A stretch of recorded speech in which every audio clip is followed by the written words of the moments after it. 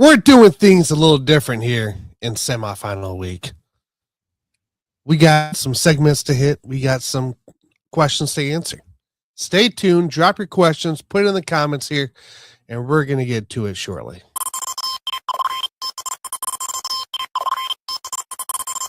There is arguably no better feeling in fantasy football than when you land an absolute steal. You get my 2025 Fantasy Football Draft Dominator, which is jam-packed with strategy and analysis for 250-plus players. And he's been strong in fantasy football. He's averaging over 18 fantasy points per game over 25 career games where he's played at least 73% of the offensive snaps. 2025 Week Winner, formerly known as the Heat Map.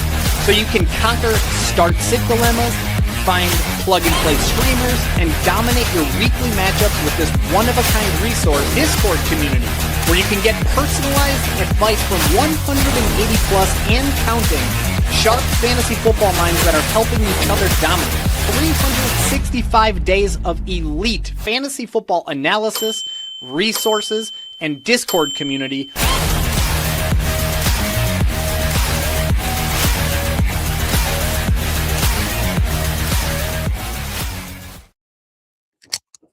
Welcome into Basement Brew Fantasy Football here. And guess what?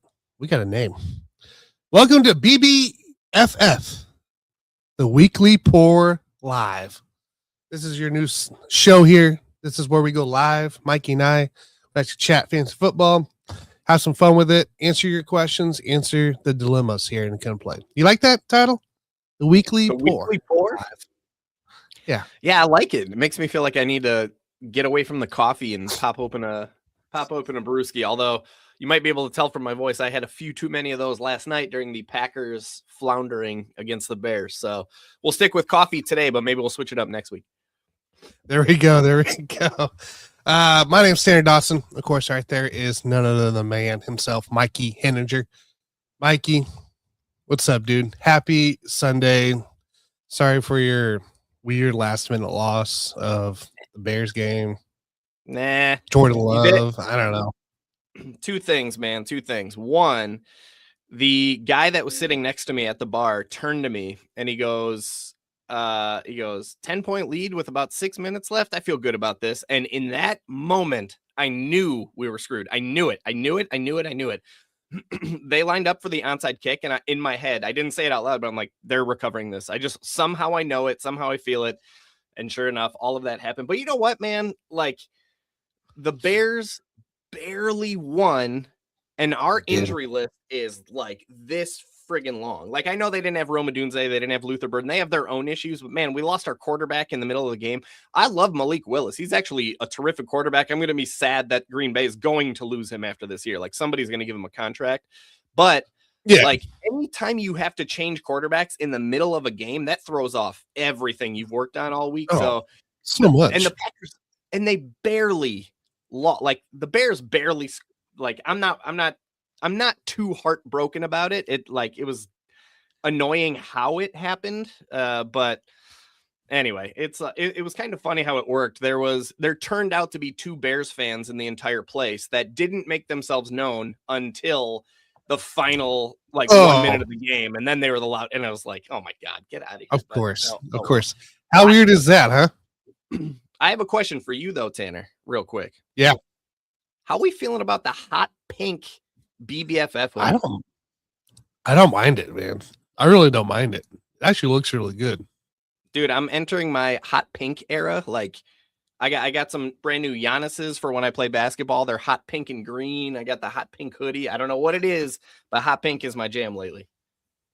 Yeah, man. It's and I haven't worn really pink since I think since high school. So can't say that. I'm sure it's overdue though. My daughter loves pink.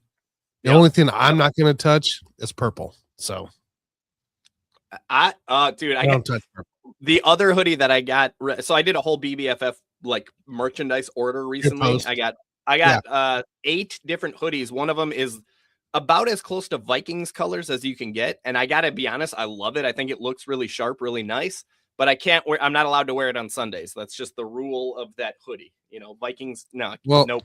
But I saw who was commenting up on your post there when you were in the purple when you talked about those hoodies. So Yeah, I can't blame you at all. A couple Vikings BBFF members, but I love them anyway. That's right. Ladies and gentlemen, make sure you guys get your comments in, get your questions in here because we will be answering that very shortly here. But we're so fun today, right? It's Sunday morning. It's just past 8 o'clock Central here. You know, I still feel stiff. You know, I think we need a warm up, right? I think we need to kind of figure stuff out. So let's get into it here. Let's get into the basement warm up.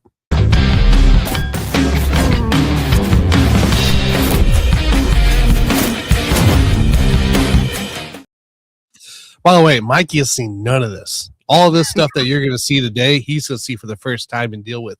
He has no idea what I have planned up my sleeve here. So this is fun, man. I feel like I'm part viewer, part participant. This is cool. Like I have no clue what's happening right now. I love it. It's gonna be a fun time here. So the basement warm up, guys. The basement warm up, where we just step back, we get ourselves ready here for the NFL slate, the NFL Sunday, and we're gonna do some rankings. We're gonna do some rankings today. I got 2 sets of rankings for you, Mikey, and I thought this one was fun. So we're gonna do the current QBs here, and you're gonna blindly rank these guys like you made me do a couple weeks ago. Blind rank. All right, I love it. Okay. You made me do jerseys, I believe, last time. So yeah, yep. We're gonna do quarterback nicknames. All right, let's do it. So we'll start here with the first one here. 1 through 5, right? 1 being the best, 5 being the okayest. Joe Burrow. I don't know, man. I feel like that one could be so much better. I'll just drop that one at. I'm gonna go 5 on that. That one doesn't do anything for me. Okay. Mahomes. Showtime. Oh, is that really his nickname? Showtime. That's the nickname. Yeah. Can I go 6 on that one? We'll go. Right. We'll go 4. We'll go 4 on that one. I didn't even know that was his nickname. Yeah, that's what they keep calling him apparently. So, call him Savior. That's what I call him. So Savior. Yeah. I mean, it's been a fun ride for Chiefs fans, no doubt. This year, maybe not so much, but I mean, you can't win them all. They say. Man, you're due for a losing season or some kind of season eventually. So, right. Lamar Jackson, Action Jackson, apparently is what a lot of people call him. I think that sounds pretty cool. It's got a fun like rhythm to it. I wouldn't say it moves me in any particular way. I'll go 3 on that one. It sounds like a Disney Channel character, you know, back in the day when they did all the shows, you know. Action Jackson. It kind of sounds like a superhero. So I like that one. All right. Brock Purdy, Mr. Irrelevant. Dog, that one's just fun because of the like sentimentality of him being Mr. Irrelevant. You know what I mean? And him very much not being irrelevant now. I don't know. It's funny because it's like a nickname, but it's also like, I don't know. I actually really appreciate that one. So I'm not going to go 1 because I'm holding out hope that Daniel Jones is next, but I'm going to go with 2 on that one. Kirk Cousins. Kirko Chains. Yeah. All right. We'll go 1 because, dude, every time that guy takes on that persona, it's like the greatest thing ever. Kirk Cousins, by the way, is like a fan favorite in this house. Like ever since we watched Quarterback on Netflix, we like basically fell in love with Kirk Cousins, which is tough, right? Because when that show originally came out, he was sporting the purple and yellow, but we're like, man, how do you not love this guy? He's kind of like Ted Lasso in football version. Yeah. He's like the nicest guy ever. He like won't swear. It's like, I don't know, man. I'm always rooting for and pulling for Kirk Cousins. And then I love when he just takes on the Kirko Chains persona for sure.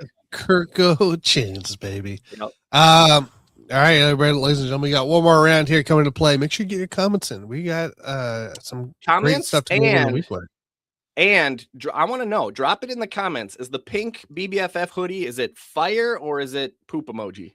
Just drop that in the comments. That's a good comment. Yeah.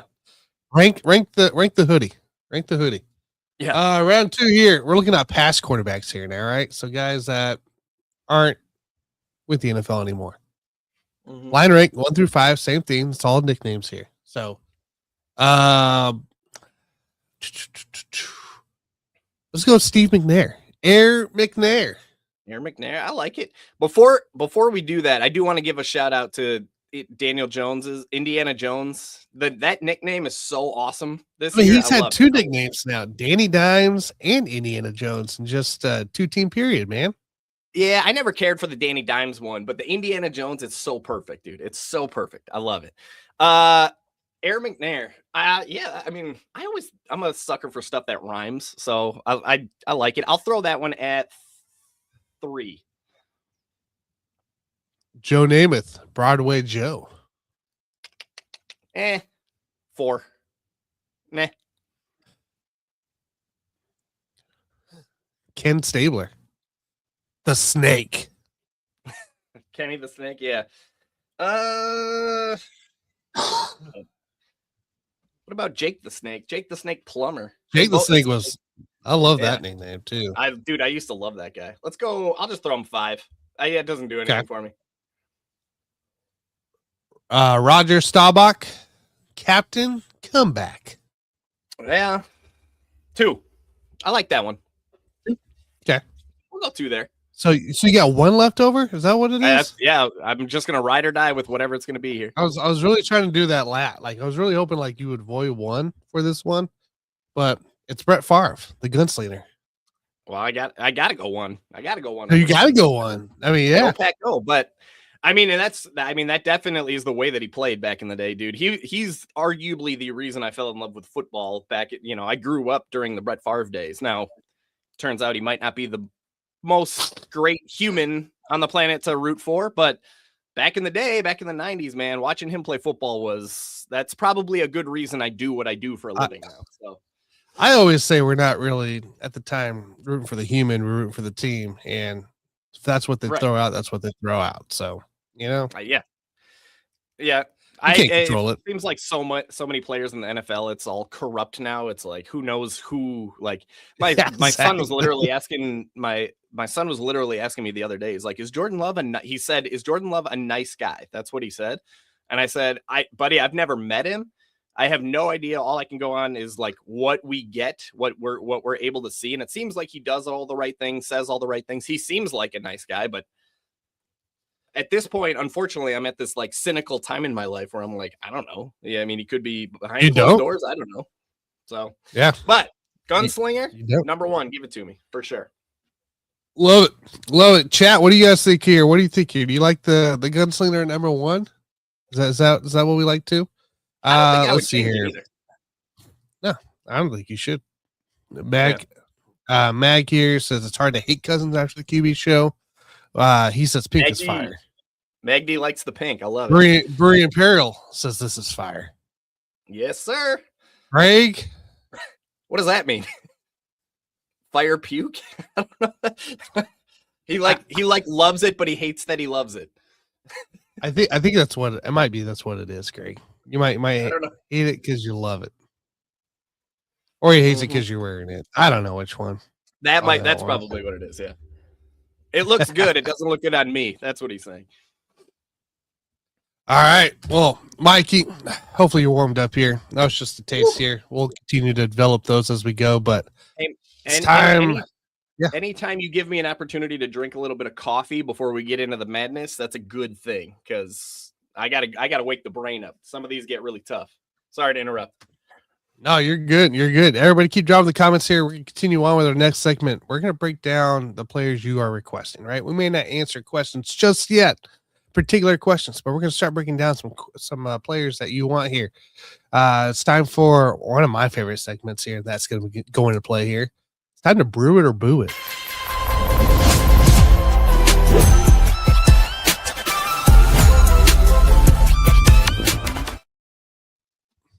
That's right. What is happening? This is the coolest thing of all time. When did you do this? This is crazy. Last night. So I'm just out getting rip roaring at the Packer game, and you're working on it. That's like, wow, man, I love you. I love you. Hey, I poured me a glass of bourbon, went to work, man. That's what I do. Go, so, Brew it or brew it, guys. Brew it or brew it. You can think of it considered like a smash or pass kind of situation here. We're gonna go down the list here. I got players written down the list here. We're looking for, oh yes, he confirmed. Yes. We're looking for, popular players. We'll prioritize those. But other than that, we're going to start breaking down some players here, right? We'll break down a handful of players in the segment, and then we'll go through and answer the particular questions. Okay. So just stay tuned, stay patient, drop your questions in. We're going to go over these players. We're going to try to maybe answer your question now so that when we come up here, Mikey, can get to a little bit more questions. And maybe this is that hard part's out of the way, right? So, Mikey, are you ready? Let's do it, man. I don't know what to expect. All right, I'm definitely ready. Mikey, talk about it real quick here. What do we got on the screen here? And what is this? So this bad boy, this is the week winner, man. This is the thing that started this entire business, bro. Basement Brewed Fantasy Football. It all started because of this. This used to be called the Heat Map. Now it's called the Week Winner. Basically, all you need to know if you're tuning in for the first time is literally, I'm not exaggerating when I tell you, literally every single week, I spend 20 plus hours putting every single quarterback, running back, wide receiver, tight end, kicker, and defense under a microscope and meticulously analyzing what we should expect from them in their upcoming game. So we're looking at the week 16 version, 211 different players in here that I have studied and written what to expect from them from a DFS standpoint, what to expect from their game environment, their offensive trends, the matchup that they're going against. I study the matchup both from the team level as well as from the individual level. Literally any player that you're possibly considering in your lineup for week 16, whether it's DFS, prop betting, fantasy football, I have deep analysis because I put that player under a microscope and I put everything I found right here in the week winner. If you ever want to scoop it up, it's $2.99 per week. But in the spirit of the holidays and the spirit of Christmas, I'm literally giving this week's away for free to anybody who wants it. All you got to do is visit whop.com/BBFF, WHOP.com/BBFF. It's on the screen. Click on week 16 week winner and enter promo code YouTube in all caps, and you literally will get this thing for free. You can do it right now if you want, but don't tune out because we need you to hang out with us. So we're going to give it away for free. The only thing that Tanner and I ask of you guys today is one of two things. A, give us a follow on Twitter. I'm at BBFF Mikey. Tanner, what's your handle? It's Tan, and then there's a bunch of numbers. Right? At Tan12489. Tan12489. And the other thing too is while you're here, if you're on YouTube, tap that subscribe button. We are on a mission to get to 1,000 subscribers. We're less than 70 away. That is all we ask of you. Neither of those things cost you any money, but it does help us. It does help what we are trying to accomplish moving forward. So go ahead and pick up the week 16 week winner completely free. It's yours. We're just handing it over. All we ask, follow us on Twitter, subscribe to the BBFF YouTube channel. There we go. Exciting, man. Exciting. Mm-hmm. I mean, a lot of people are in today, but we're a game away from the finals, which will be next week, Yep. Very disappointed in DeAndre Swift showing. So, of course, the 1 week I start Swift and I bench Kenneth Walker in one of my leagues. It's a complete flip-flop of a week. So, is what it is. Dude,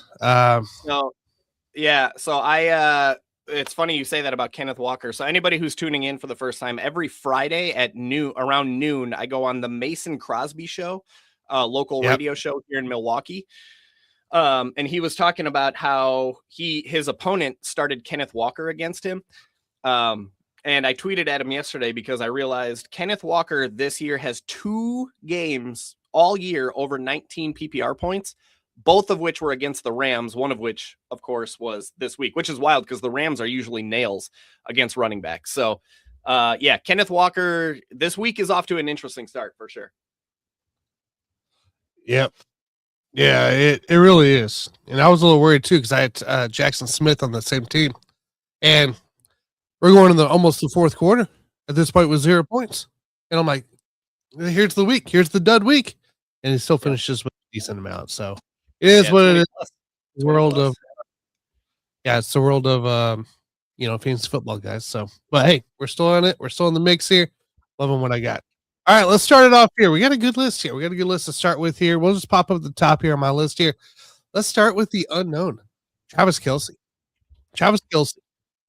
Okay, bro, I'll tell you what, man, I'm still optimistic about the majority of Chiefs players. Gardner Minshew, like we have enough data on Gardner Minshew to know what to expect from him, and he's a capable quarterback. I'm not saying he's Patrick Mahomes, but from a fantasy standpoint, he can keep your guys afloat.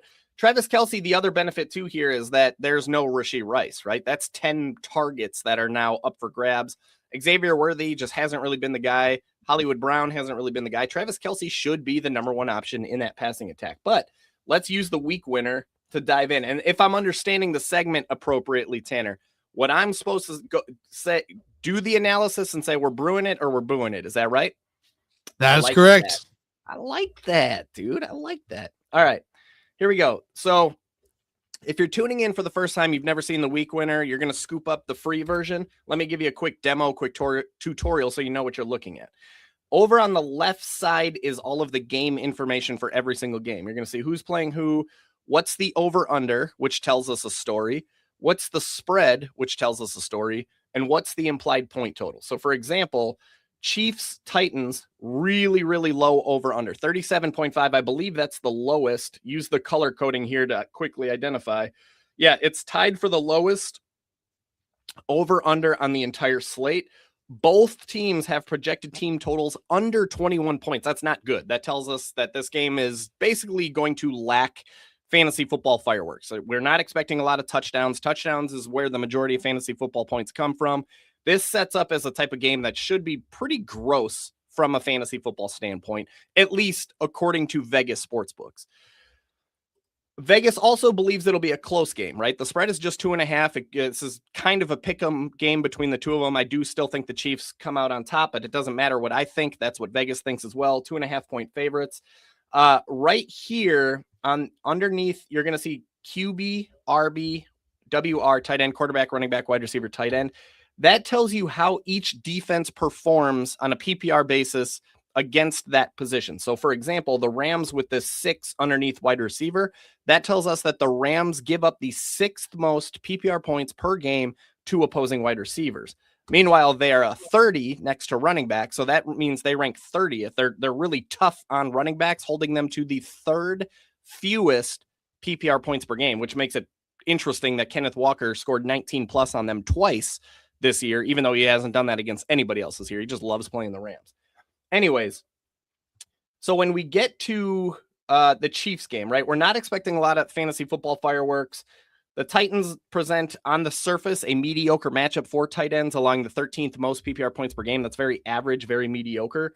But on the right side, when you want to dig into a specific player, like here we want to dig into Travis Kelce, you are going to find every single player in one of 5 columns. You're going to find them either in the blue column. This is the column where this dude is in a position where he could absolutely explode, right? There's 2 players in that column this week. There's usually no more than 5. James Cook, Bijan Robinson. This tells us literally all of the data for that player, like suggests that player should explode. Now, there is a little bit of like a Madden cover curse with these guys where it seems like anytime I put somebody in blue, it just doesn't pan out. But all of the data suggests these dudes should go nuts this week. Green is a column where, hey, I feel pretty good. I would feel good about having this player in my lineup. There's a lot of data that suggests there's a good week coming. Yellow is just, it's exactly what it sounds like. Meh. There's not a lot to be excited about. There's nothing to be scared of. It's just a very average, mediocre week for that player. Orange is exactly what it sounds like. These are the players that I just wouldn't feel good about having in my lineup.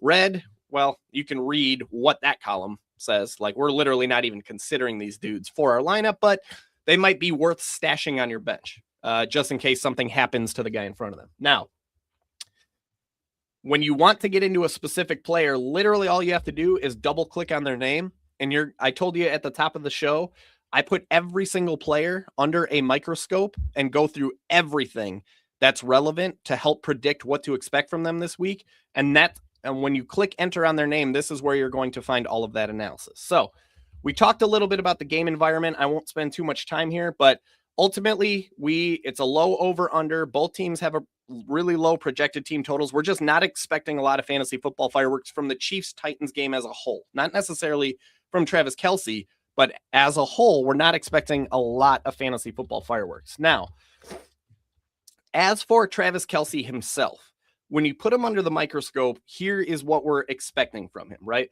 For starters, Rashee Rice and Tyquan Thornton, at the time I wrote this, we didn't know for sure if they'd be out, but that has now been confirmed that they're both out of this game. That frees up roughly 10 targets that are going to need to find a new home. That's a lot. 10 targets that need to go somewhere else. Kelce himself is actually having a really nice, quiet bounce back year. He's averaging 12.6 PPR points per game. He's getting 19.3% of the team's targets, which is about 6.6 per game. His floor is usually around 8 to 11 PPR points.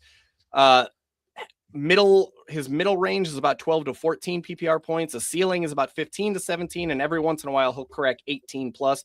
This is all data from this year. This is how he's finishing this year. Of course, all of those numbers that came with Patrick Mahomes flinging the rock, and he's now going to be catching passes from Gardner Minshew from here on out. But here's the thing: over the years that we've seen Gardner Minshew play with the Jaguars and the Colts, and who else? Who am I missing that he played with? Jaguars, Colts. There was another one that he spent a good deal of time with, but it's escaping me at the moment. But Raiders. Was it yeah, I thought there was one more that he started like 14 games, but maybe not. But if there's one thing we learned about Minshew over the years is that he's capable. He's not like this dud of a quarterback. He can get his guys the rock, right? So I'm considering Travis Kelce a mid to late tight end one in a low scoring game. The matchup itself is pretty mediocre. It's bleeding a little bit though. The Titans are, when it comes to tight ends, they are allowing the 15th most catches, 16th most yards, 8th most touchdowns, 13th most PPR points per game. That's on the friendly side of mediocre. There's nothing to be scared of with this matchup, but just 6 tight ends in 14 games have been able to reach 10 plus PPR points against the Titans. That part's not necessarily great. Just 6 in 14 have been able to get to 10, but all 6 of those performances have been within the last 9 games. So 5 tight ends in the last 6 games have scored 11 plus against the Titans. They're bleeding a little bit. This matchup is getting easier. It's getting better. It's not something to be scared of if you have a tight end going against them. By the way, Harold Fannin and George Kittle combined to dump 48 plus PPR points on the last 2 games alone. So in the last 2 weeks, they've given up dang near 50 PPR points to 2 different tight ends. The matchup's bleeding.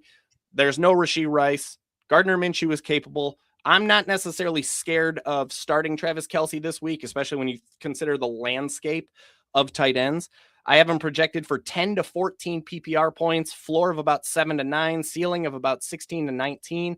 Obviously, it totally depends on what your other options are, but if I had to put him in a brew it or boo it bucket, I would say brew it. He's in an okay enough spot that I would feel fine having him in my lineup. All right. Brew it for Travis Kelce. Brew it. All right. Next up here, Sutton. Courtland Sutton, baby. Yeah, I think we're going to have some Courtland Sutton questions, so this is a good one to get into. Starting with the game environment, this is a game that we want exposure to. Broncos Jaguars, it's a very important game in the AFC. Like people don't realize the Jaguars actually have a path to the number 1 seed in the AFC, which is kind of wild. It's going to be a close game, 3-point spread. The Broncos have a really nice projected team total of about 24 points. That's top 11 in the NFL. I didn't write about the over under in that part, but it should be a pretty solid. Where was it? 46.5 point over under for Jaguars Broncos. This game, there is a sliver of shootout potential here. If Trevor Lawrence, who's just smoking hot on fire right now, if he can get over the matchup and move the ball against this defense, this game definitely has a sliver of shootout potential. It wouldn't surprise me if both teams score more than 24 points here. So it should be a pretty darn good game. So ultimately what that tells us is, hey, that's a game that we want exposure to in fantasy football. There could be plenty of touchdowns, plenty of fantasy football fireworks. Cortland Sutton himself is having a solid season. He's averaging 13.4 PPR points per game. He's seeing about 21% of Bo Nix's targets, which comes out to about 7.1 per game. His floor this year has been about 8 to 11 PPR points, so that's at worst. That's usually where he's landing. Middle range, he's landing in between 12 and 17. Ceiling is he's landing about 18 to 19. That's like usually best. That's usually his best case scenario, but every once in a while, he'll mix in that 20 plus PPR point performance. He's a mid-range wide receiver too, but he does have upside for more based on the sliver of shootout potential and based on the matchup. The matchup is a nice one. Jacksonville is allowing the 3rd most catches, 16th most yards, 15th most touchdowns, 13th most PPR points per game. 17 wide receivers in 14 games have been able to get to 11 PPR points against Jacksonville. And if you have to pick one wide receiver to do that against the Jaguars, Cortland Sutton's the best bet over Troy Franklin, Pat Bryant, etc. 10 of those 17 wide receivers, by the way, were able to get to 15 plus PPR points, 6 of which got to 20, 2 of which got to 30. It's a good, there's plenty of data that helps us feel good about Cortland Sutton in our lineup. If I had to put him in one, I have him projected for 13 to 17 PPR points in the week winner, floor of 9 to 11, ceiling of about 20 to 24, possible shootout, good matchup. There's plenty to like about Cortland Sutton this way. I would brew it on Cortland Sutton. Oh man, I love it. Michael Carter. My guy, don't do this to me because hey, it's not me. Here's the thing. I'll get into it and then I'll share what I'm thinking right now. So actually, no, I'll start there. The thing with Michael Carter is that he is a really strong plug and play, scoop him up off the waivers, throw him into your lineup if you're in a pinch at running back. If you're expecting a hero, if you're expecting him to come in and be this RB1, I would stop short of that because, first of all, his matchup is actually more difficult than it looks. I'll get into that in a minute. So I'll tell you right now that if it's the sort of thing that if you're in a pinch, you need a running back, then he's going to be a brew it. But if you have other options, he's going to be a boo it. And I'll tell you why right now. Let's get into it. The game environment, solid. Typically speaking, we want exposure to this Cardinals-Falcons game, right? This should be a very good game from a fantasy football standpoint. It has a 48.5 point over-under. Both teams are sporting top 5 projected team totals over 22 points. Those are both of those are in the upper echelon of the NFL in projected scoring this week. It looks like a potential shootout. No shortage of touchdown opportunities. No shortage of fantasy football fireworks. It should be a relatively close game. Vegas is expecting a 3-point game between the two of them. It's a good environment for fantasy football points. Okay. Now, as for Michael Carter, the reason he's a really solid plug and play RB3/flex this week that you can scoop up off waivers, throw him into your lineup. I have him going in one of my dynasty leagues where I'm trying to get to the championship because I'm hurting at running back. I have Bijan Robinson there, but Michael Carter has to be my number 2 option because I have nothing else. I sat Zach Charbonnet. Turns out that could have worked out, but here we are. The reason he's a strong plug-and-play option is the Cardinals are now down James Conner, Trey Benson, and Bam Knight is now on injured reserve as well. The Cardinals confirmed that Michael Carter is going to enter this game as their quote-unquote RB1. We'll see exactly what that means moving forward. Amari DeMarcado is going to be involved. It's always possible there's a takeover there, but still, Michael Carter's the guy to start with. He's going to get the first opportunity. After Bam Knight went down on the first snap, he played 1 snap last week. And after he went down, Michael Carter soaked up 75% of the backfield touches. Okay. So that should give us confidence that he really is the RB1 going into this week. Like they could have gotten Amari DeMarcado more involved, but they didn't. It was the Michael Carter show. And he did pretty well. He handled 18 touches. That's pretty close to workhorse volume. 4 targets and catches. That's very helpful from a PPR standpoint. 94 yards. He didn't find the end zone, but he ended up with 13.4 PPR points. Meanwhile, DeMarcado, he did return from an injury, but he only handled 12.5% of the backfield touches, didn't do much with them. And Michael Carter, by the way, we do have some data to rely on when it comes to him handling larger workloads this season in particular. He's played 4 games where he handled double-digit touches, so a minimum of 10 and a maximum of 23, so a pretty wide range, but at the same time, that range is a perfectly appropriate range to possibly expect this week. We don't know if it's going to be 10. We don't know if it's going to be 23. It could be either one of those. But in those games where he handled at least 10, at least double-digit touches, he's averaging 12.9 PPR points on 15.5 touches per game. He scored 11 to 13 PPR points in 2 of those 4 games. He mixed in a high of 18.3 and a low of 8.4. Okay, so most of the time he landed between 8 and 13, but he also mixed in that 18-point explosion. On average, he's averaging 0.83 PPR points per touch this season. Now, I did make a note in the week winner. I said it's assumed that Michael Carter will be the Cardinals' lead back in Week 16. They confirmed as much. But we've been playing this game a long time, right? I've been playing fantasy football since I was, 18 years old, I believe. We know that we've been playing this game long enough to know that the backfield could flip over to Amari DiMercato at any point. Like it's just the nature of the beast. If Michael Carter's not getting the job done, DiMercato comes in, has one large run. The Cardinals have no reason to hey, we need it's not like it's a Saquon Barkley where we have Saquon Barkley, we got to feed him. It's, oh shoot, DiMercato has the hot hand. Let's roll with him instead of Michael Carter. It's not a sure thing that Michael Carter, it's a sure thing he starts the game as the RB1. It's not a sure thing that he ends the game as the RB1. Don't panic about that. I would still feel more comfortable that he finishes as the RB1 than not, but it's just something to keep in the back of your mind that it's possible the backfield flips over at any moment. Ultimately, I'm treating him as a high risk, moderate reward, RB3/flex. It's a possible shootout. That's great. It means it elevates his touchdown chances. But this matchup is actually a lot more difficult than it looks. And this is actually a really good example, by the way, of why the week winner is so helpful when it comes to making these decisions. On the surface, when you look at the Falcons underneath running back, you'll see that they're allowing the 14th most PPR points per game.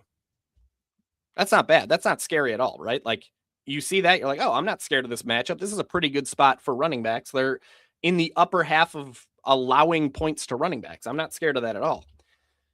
But then this is why it's really important to dig deeper into the details. And that's exactly what the week winner is all about.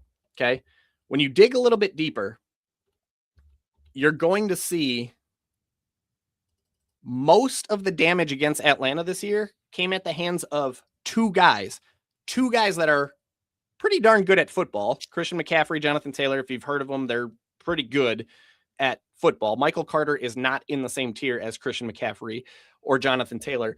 Those two guys dumped dang near 90 PPR points on the Falcons. 90 between those two.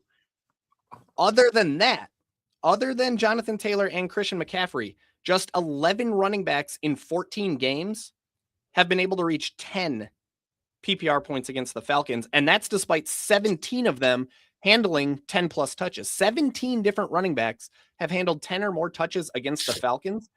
Just 11 of them have gotten to 14 or have gotten to 10 PPR points. Just 5 of which have been able to get to 15. This is a much tougher matchup than it looks. Are you gonna group Michael Carter with, Christian McCaffrey, Devon Achane, Jonathan Taylor, Rico Dowdle, Breece Hall? Those are some pretty big names if he's going to join that club. So I'm not saying he's a fade, but just don't think that this matchup is a cakewalk because it's far from it. So all in all, I have Michael Carter projected for 10 to 14 PPR points. The floor is about 6 to 8. The ceiling is about 16 to 19.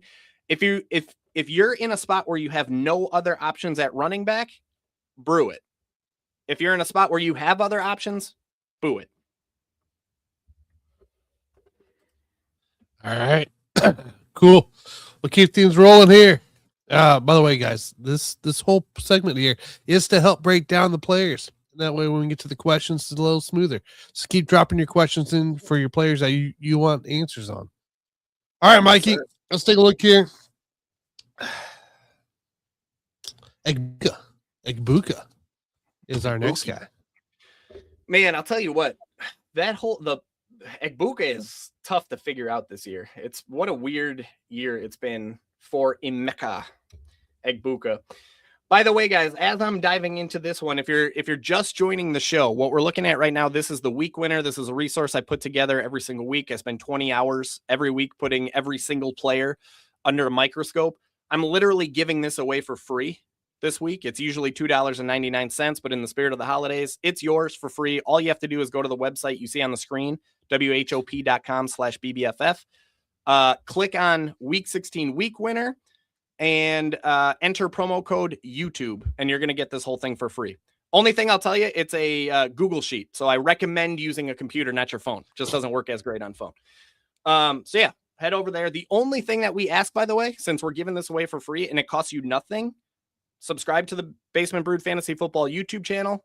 Follow us on Twitter. Those are the only things we're asking, neither one of which costs you any money. But by the way, I do want to notate on the phone situation. So I had to use it yesterday on my phone. It actually lists out the entire comments for you on the phone without having to click. So at least mine did. So like, that's just be aware. It's gonna be a lot more scrolling if you try to use it on the phone. So yeah, totally.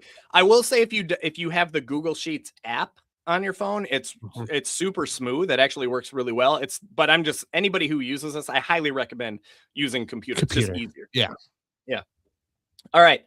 Emeka Egbuka. All right. So this game, man, from a real NFL standpoint, even if you don't play fantasy football, if you just enjoy watching football, this one should be fun, right? It's for the division.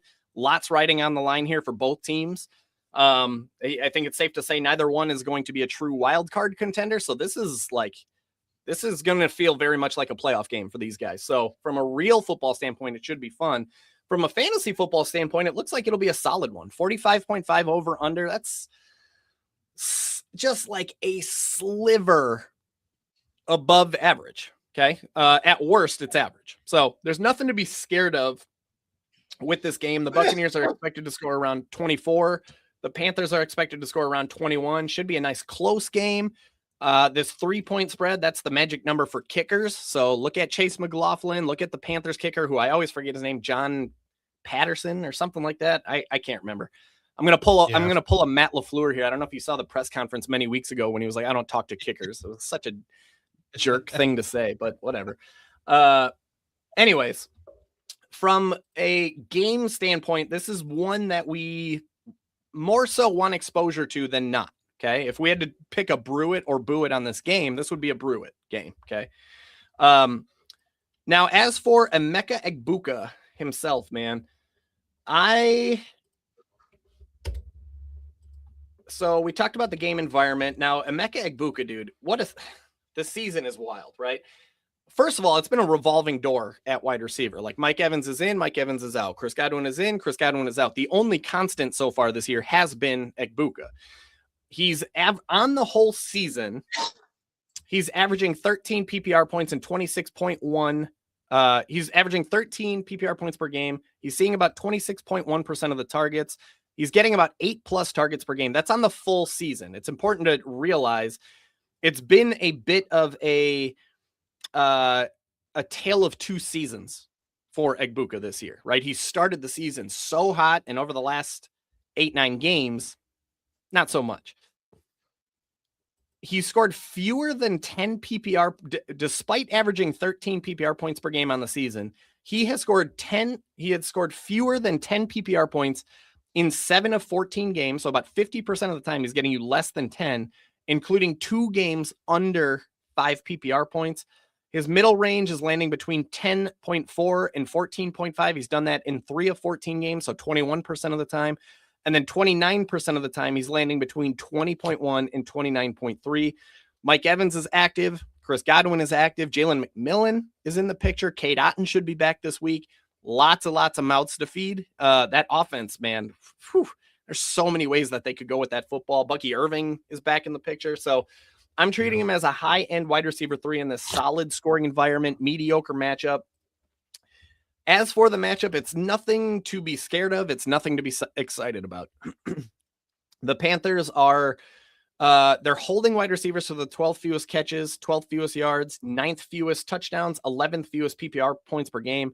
All of that is below average, right? It's on the tougher side of average than the friendly side. But, 14 wide receivers in 14 games have been able to get to 10 against Carolina, 10 of which have been able to get to 16 plus PPR points. So it's just a meh. It's very meh. Everything about this matchup, everything about this game is just kind of meh / mediocre. Ultimately, I have Egbuka projected for about 11 to 15 PPR points.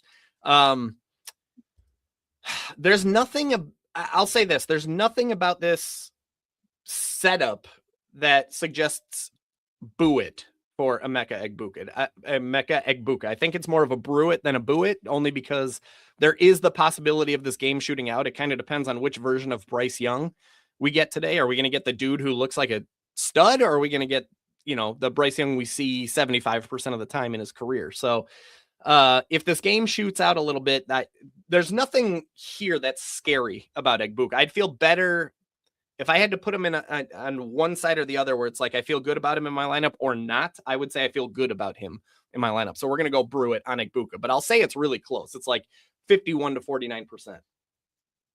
Okay. All right. We'll do that. Gadsden is our next one. Ooh, man. Oh, wait, guys, if you're liking what you're seeing, like, subscribe, follow, give us a follow, give us a like, subscribe. We're trying to hit 1,000 on the YouTube. So, give us a sub if you're liking what you're seeing. Yeah, and I think that's a fair ask, right? We're giving away the week winner for free. All you got to do is tap a few little buttons. That's a fair ask, right? Right? I don't see why not. Right. So here's the thing, man. Chargers Cowboys is arguably the game that you want exposure to this week. There's Steelers Lions, Patriots Ravens. There's some really, really good ones this week. Chargers Cowboys is one of them. Anybody playing against the Cowboys you want exposure to this year. It's like everybody Dallas plays, it turns into a shootout. It's always a game that you want exposure to. There's a 50.5 over under. That's the second highest on the entire slate. That's why this color coding system is really nice to figure out. It's a dark green, but not as dark as Steelers Lions, but it makes it easy to identify that Chargers Cowboys is one of the premier games that we want to target in fantasy football this week. Should be a close game, should be no shortage of points, no shortage of touchdowns, no shortage of fantasy football fireworks. Both teams are projected to score at least 24 points. This is a great game to target in your fantasy football lineups. It's a great thing to keep in the back of your mind when you're stuck on tiebreaker decisions and you need to make that tiebreaker decision. If you're trying to decide between somebody in the Chargers-Cowboys game or somebody in the Chiefs-Titans game, just know that there's going to be more touchdowns in Chargers-Cowboys than there is Chiefs-Titans, okay? Now, as for Oronde Gadsden, it's kind of similar to what we were talking about with Emeka Egbuka. For a while there, Gadsden was looking like an every week tight end one. Over the last few weeks, though, the heat that has gone down a little bit, right? The fire has gone down on Gadsden. We talked a little bit about the matchup or the game environment already, so I won't spend too much time here. Just know this is a game we want exposure to. Now, Gadsden himself, he's averaging 9.6 PPR points per game. He's seen about 15 to 16% of the team's targets, which comes out to about 5 targets per game. His floor this year has been 3 to 6 PPR points, so it's low. And by the way, I should mention, when I'm putting these players under a microscope, I do tend to eliminate games that aren't relevant. So, for example, earlier in the season, Gadsden was playing less than 30% of the offensive snaps. Those games don't make sense to include in the data because that's not the same Oronde Gadsden that we have now going into this game. So I try and keep it in a focus of, okay, this is the role that this player plays going into this game. Let's focus only on the data that incorporates that type of role. So the data that we're looking at for Gadsden only uses games where he played a similar amount of snaps, played a similar role. Okay, so keep that in mind. And in that role, his floor has been 3 to 6 PPR points. His middle range has been 7 to 10. His ceiling has been 11 to 14. And every once in a while, we're seeing him crack 15 plus PPR points. We're trading him as a mid-range tight end 2, but he does have tight end 1 upside in this likely shootout and not scary matchup. Dallas tends to be a friendly matchup for the majority of positions, especially quarterbacks, especially wide receivers. Tight ends, they're a little bit more on the mediocre side. They are limiting tight ends to the 11th fewest touchdowns, but other than that, they're allowing the 11th most catches, 13th most yards, 16th most PPR points per game. 8 tight ends in 14 games have been able to get to 10, 3 of which have been able to get to 15 plus. Ultimately, I have Oronde Gadsden projected for 8 to 11 PPR points. I don't feel particularly confident in him, but I will say that given the landscape of the tight end environment right now, it's hard to find guys that you can feel particularly confident in. And I will say there's some streamers that I like guys like Darren Waller, like that dude could score 0 this week, but going against Cincinnati, he could score 20 plus. There's some streamers out there I like better than Oronde Gadsden, but if you're in a pinch, you need a tight end, you don't have a tight end that you can count on every single week, Oronde Gadsden is on the short list of options that I would consider this week. So if I have to pick one, I would put him more in a Brewitt bucket than a Buitt bucket. Brewitt. Got it. All right, cool. We'll keep going down. I do see in one of the latest comments, Brewery Imperial said, I started Colston Loveland and I hope I don't have remorse sitting Gadsden. I will say that could turn out to be the case. But I will say, Brewery, that if I was in your shoes last night, I would have made the same decision. I would have went with Loveland over Gadsden. So process wise, I don't think you made the wrong choice. Sometimes the results don't match the process, but I think you made the right decision based on the information you had. Yep, I'm with it. Interesting setup there down in New Orleans on the running back situation here. People want to know. Estimate, baby. Yay or nay? Bro, this one is super interesting. I'm glad you brought this one up because I think we're going to have a lot of questions about Estimate. Here's the thing. On the surface, there's a lot to love about Audric Estime, except the player himself. And that's no disrespect. Audric Estime, if you're watching this, I know you're not, but if you are, I don't mean for that to come off rude. But here's the thing. When you look at the game environment right here, there's a lot. These are the two buckets. Well, these three are the areas that we want to focus on when it comes to Estime. For starters, this is the most important thing. The Saints are 6.5 point favorites. How often have we said that this year? That the Saints are 6.5 point favorites. And then next week they play Tennessee. I think they're favored in that game too. So Saints could end the season on a nice little run here. But they're 6.5 point favorites. Now, what that tells us from a fantasy football standpoint is they're favored. This could be a game where it's positive game script. They control the game. They control the clock. It's a type of game that suggests they won't be in a position where they have to abandon the run and throw the ball 40 times. They should theoretically be able to keep the ball on the ground, keep the clock moving. And in that situation, we typically see games where rushing attempts, rushing volume tends to be a little bit elevated. That's good news. That's a really good thing for Audric Estime.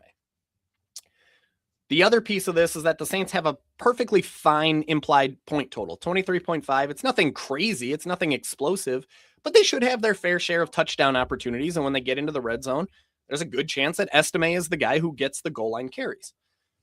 The last part of this is the matchup. The Jets are allowing the third most PPR points per game to running backs. Now, I mentioned earlier, you don't want to just take the surface number. You want to dig deeper. You want to look at how they've performed against individuals, but a team giving up the third most PPR points per game to running backs, that's typically a pretty good matchup if it's top 3. But let's dig in a little bit deeper anyway. Now, Audric Estime just by default is going to land in the orange column for 2 reasons. Number one, we don't have any sort of guarantee that Audric Estime is going to be the bona fide RB1. We don't have any guarantee that he's going to get 15 plus touches.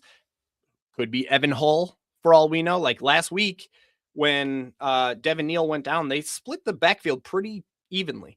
And if Evan Hull gets a couple big runs and suddenly he's the hot hand, it's not a 0% chance that Evan Hull ends up being the guy instead of Audric Estime. That adds some risk to the profile of Estime. Now, I'm expecting it to be Estime, and I believe most people are expecting it. So Audric Estime, if you're not familiar, he was a 5th-round pick by the Denver Broncos last year. Evan Hull, if you're not familiar, he was a 5th-round pick by the Colts back in 2023. They split the work pretty evenly when Devin Neal went down in week 15. Estime handled 6 touches, but that did include 3 targets and catches. That's a really, really good sign, especially from a PPR standpoint. If he's going to be the guy catching passes out of that backfield. He gained 50 scoreless yards on those 6 touches for 8 PPR points. Evan Hull had just 4 touches. They were all carries for 12 yards, just 1.2 PPR points. Worth noting, by the way, that Estime, very, very small sample size, but on the season, Audric Estime is averaging 1.01 PPR points per touch. Hull is averaging just 0.43 PPR points per touch. So Estime has been a lot more effective with the opportunities been given, but take that with a massive grain of salt. We're literally talking about 9 touches and 11 touches this year. Okay. Last year, Estime averaged 0.63 PPR points per touch on 81 touches with the Broncos. Hull played just 1 offensive snap and he didn't even touch the ball. So we have no data to go on there, but that's also not a great sign if he only had 1 touch. In 3 games last year where Audric Estime handled double-digit touches, and we're talking 10, 12, and 14 touches, he averaged 6.5 PPR points on 12 touches per game. That's not a good rate. That's pretty bad. He failed to reach 10 PPR points in any of those 3 games, even despite scoring a touchdown in one of them. He scored a touchdown and still managed to come up short of 10 PPR points in one of those games. That's not a good sign. And I'd tell you it gets better for Evan Hull, but it doesn't. He's literally never handled more than 5 touches in a single game in his career, despite being in the NFL since 2023. That's not a good sign for the type of player he is. So the game environment is really nice. The matchup is ripe for the picking, but this backfield situation is gross. I personally am considering both Estime and Hull no better than desperation RB3 flex plays. I definitely prefer Estime over Hull, and I'm guessing the Saints do too.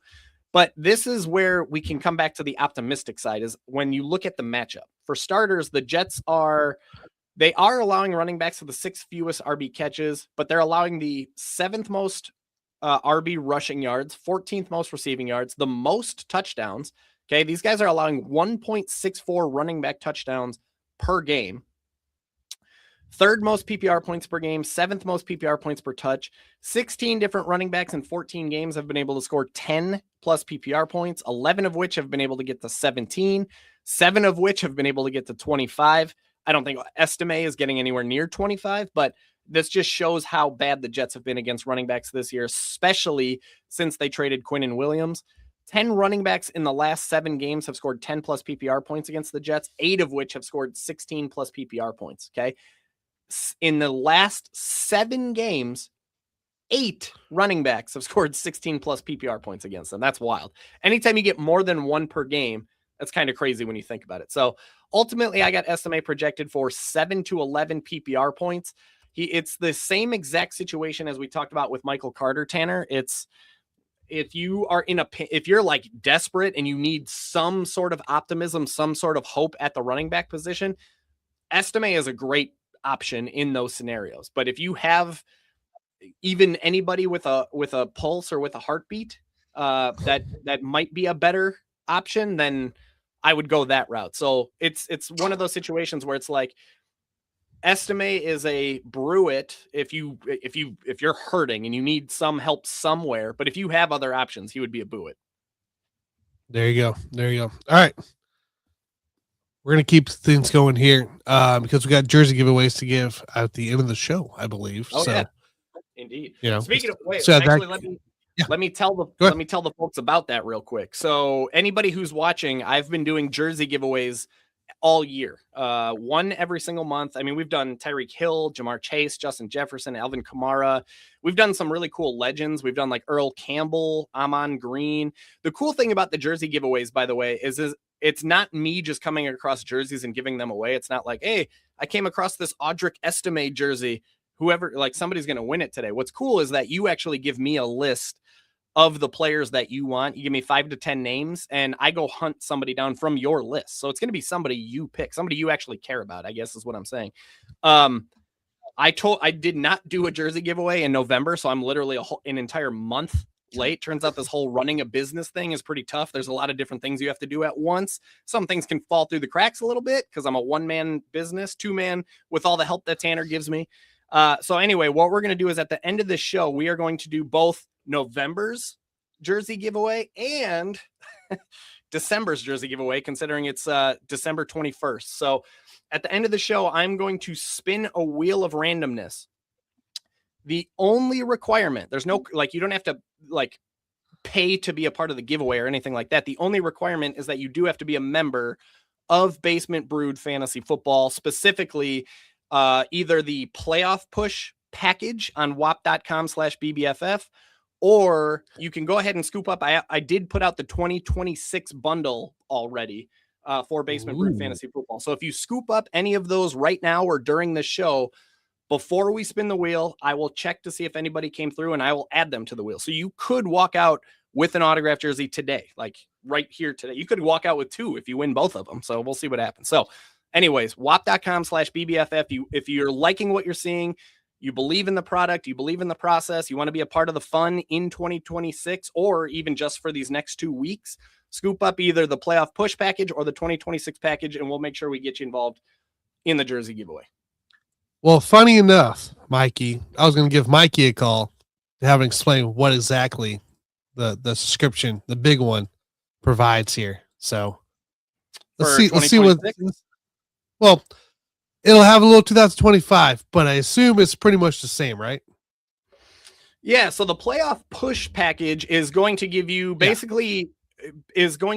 every week winner for the rest of the year. Of course, that's just two weeks left for most people, right? It's going to give you the week 16 week winner. It's going to give you the week 17 week winner, but it's also going to include the wild card, divisional round, championship, and Super Bowl. I don't do week 18. I need to take a week off. At that point, I'm usually so exhausted. And I don't do the Pro Bowl, but it's going to give you every week winner all the way through the Super Bowl. And then it's going to give you access to our Discord server, which, by the way, I don't talk about this place enough. This is by far the coolest thing that we do over at Basement Brood Fantasy Football. The Discord server is, let me pull up my screen here. We got 126 members in here. 126 members. This GIF is me after writing the Jets Saints game. Man, that was brutal. I was like, holy crap. We have 126 members in here, all fantasy football players, all good human beings. That's the one rule of this Discord server is you got to be a good human being. You got to be, if you're rude, you're out, basically. Helping each other dominate. We're basically in here talking ball, asking questions, helping each other with dilemmas.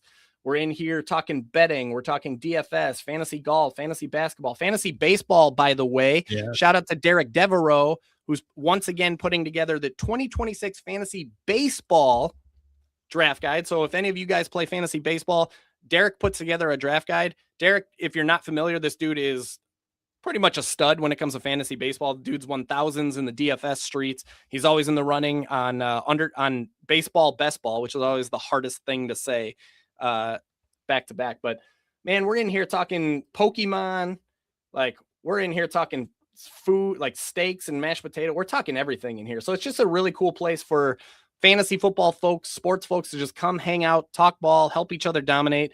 We're all in here sharing our wins of people, looks like Adam. Look at that, man.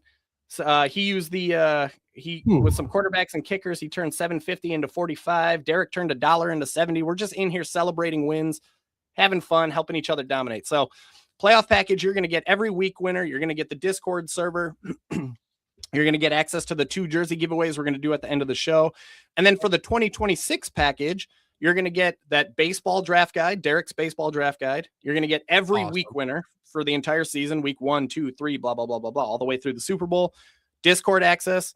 And you're going to get the 2025 draft dominator, which is my draft guide, fantasy football draft guide that I put together every single year. So you don't have to take it from me. Head over to wap.com. There's plenty of reviews, 5-star reviews that you can read. If you don't want to hear the guy trying to grow his business, if you want to hear it from somebody who's used it, there's plenty of reviews over there. But I promise you will not regret it if you join up. It's a great resource. I can't say it enough myself. Been a part of the BBFF for, what am I on? 3 years, 4 years? I don't know what I'm at. 3, 4, 5. Been a while. Mm-hmm. Yeah, it's been at least for a bit. So always enjoy it. So, all right, we get ready to hit it now, Mikey. This is so we go down the questions, right? So we did some analysis and everything. We're gonna try to hit as many questions as we can. We're not gonna hit it all. We're not gonna hit it all, everybody. I hate to break it to you, but Mikey's gonna do his dang best to hit as much as he can. I mean, I ain't gonna say me quick, but he's gonna try to make it quick. So I know that. So all right, let's crack one and pick one. Here we go.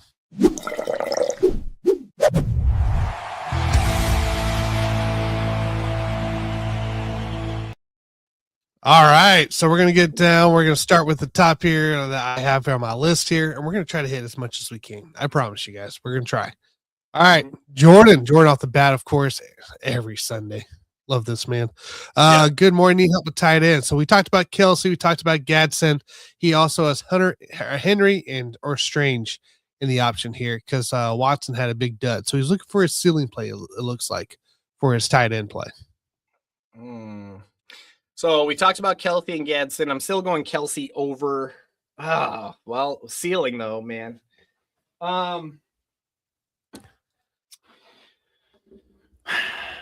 Let me double check what I had for Gadsden's seal. I don't know. I would have a lot of trouble taking Gadsden over Kelsey. I got Gadsden's ceiling this week at 13 to 16 PPR points. Travis Kelsey, I had his ceiling around 16 to 19. Yeah, I'm still going Kelsey. Like Gardner, like that game is gross and the Chargers game isn't, but man, like it wouldn't surprise me in the slightest if Gardner Minshew just basically force feeds Kelsey. I'm still going Kelsey over Gadsden in that one. We had Hunter Henry or Brenton Strange. Yeah, like Hunter Henry, I mean, you talk about ceiling. That dude has been pretty boomer bust all year. Yeah, this game is one we want exposure to for sure. Ravens, Patriots, strong over under 48.5. Both teams expected to score plenty of points. This is a game you want exposure to. Hunter Henry is averaging 9.9 PPR points, seeing 18.3% of the targets, which is about 5.1 per game. The problem is he scored fewer than 3 PPR points in 3 of 14 games, including last week. 6 out of 14 games, he landed between 5.7 and 9.1. Meh. He landed between 10.6 and 11.9 in 3 of 14 games. 2 times, though, he went crazy, right? He scored 24.5 PPR points in week 12, 29 points in week 3. So, like, the ceiling exists. It's just crazy infrequent, right? 2 out of 14 games is he blowing up like that. You remove his best game and his worst game, and he's averaging 8.9 PPR points per game. Boomer bust, high-end tight end too, but it is a tough matchup. The Ravens are holding tight ends to the 12th fewest catches, 12th fewest yards, 4th fewest touchdowns, which if you're looking at upside, going against a defense that suffocates touchdowns, that's not a good sign. 6th fewest PPR points per game. There have just been 3 tight ends in 14 games that have managed even just 10 PPR points against the Ravens. 0 have been able to get to 15. 9 fantasy relevant tight ends came up short of 10 PPR points against Baltimore. 0 tight ends in the last 8 games have been able to get to 10 PPR points against the Ravens. It's hard to feel optimistic about Hunter Henry in this one. I'm still going Travis Kelsey. And who was the last? Oh, Brenton Strange, right? Yep. So Brenton Strange, what game is that? Game 11. So Brenton Strange, I have his ceiling about 14 to 17 PPR points. We talked a little bit about this game being a possible shootout. That's the thing I do like about this game for Brenton Strange. And his matchup actually isn't bad at all. The Broncos are a friendly matchup for tight ends. They are keeping them, once again, 11th fewest touchdowns. So we don't love that, but 11th fewest that's not like, that's just a couple away from being above average, you know? They're allowing the 13th most catches, 8th most yards, 12th most PPR points per game. We've seen 8 tight ends in 14 games get to 10 plus PPR points. We've seen 4 of them get to 15. We've seen 2 of them get to 20. And we've only seen 4 noteworthy tight ends come up short against the Broncos. So it's a pretty good matchup.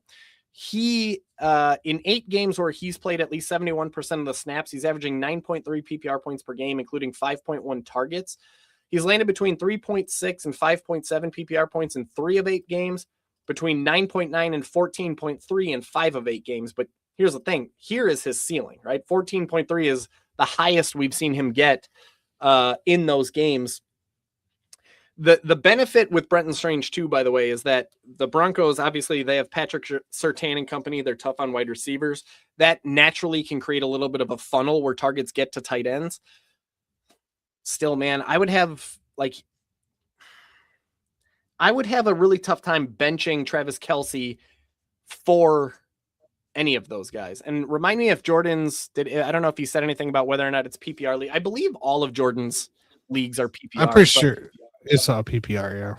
Yeah. I would have to go with.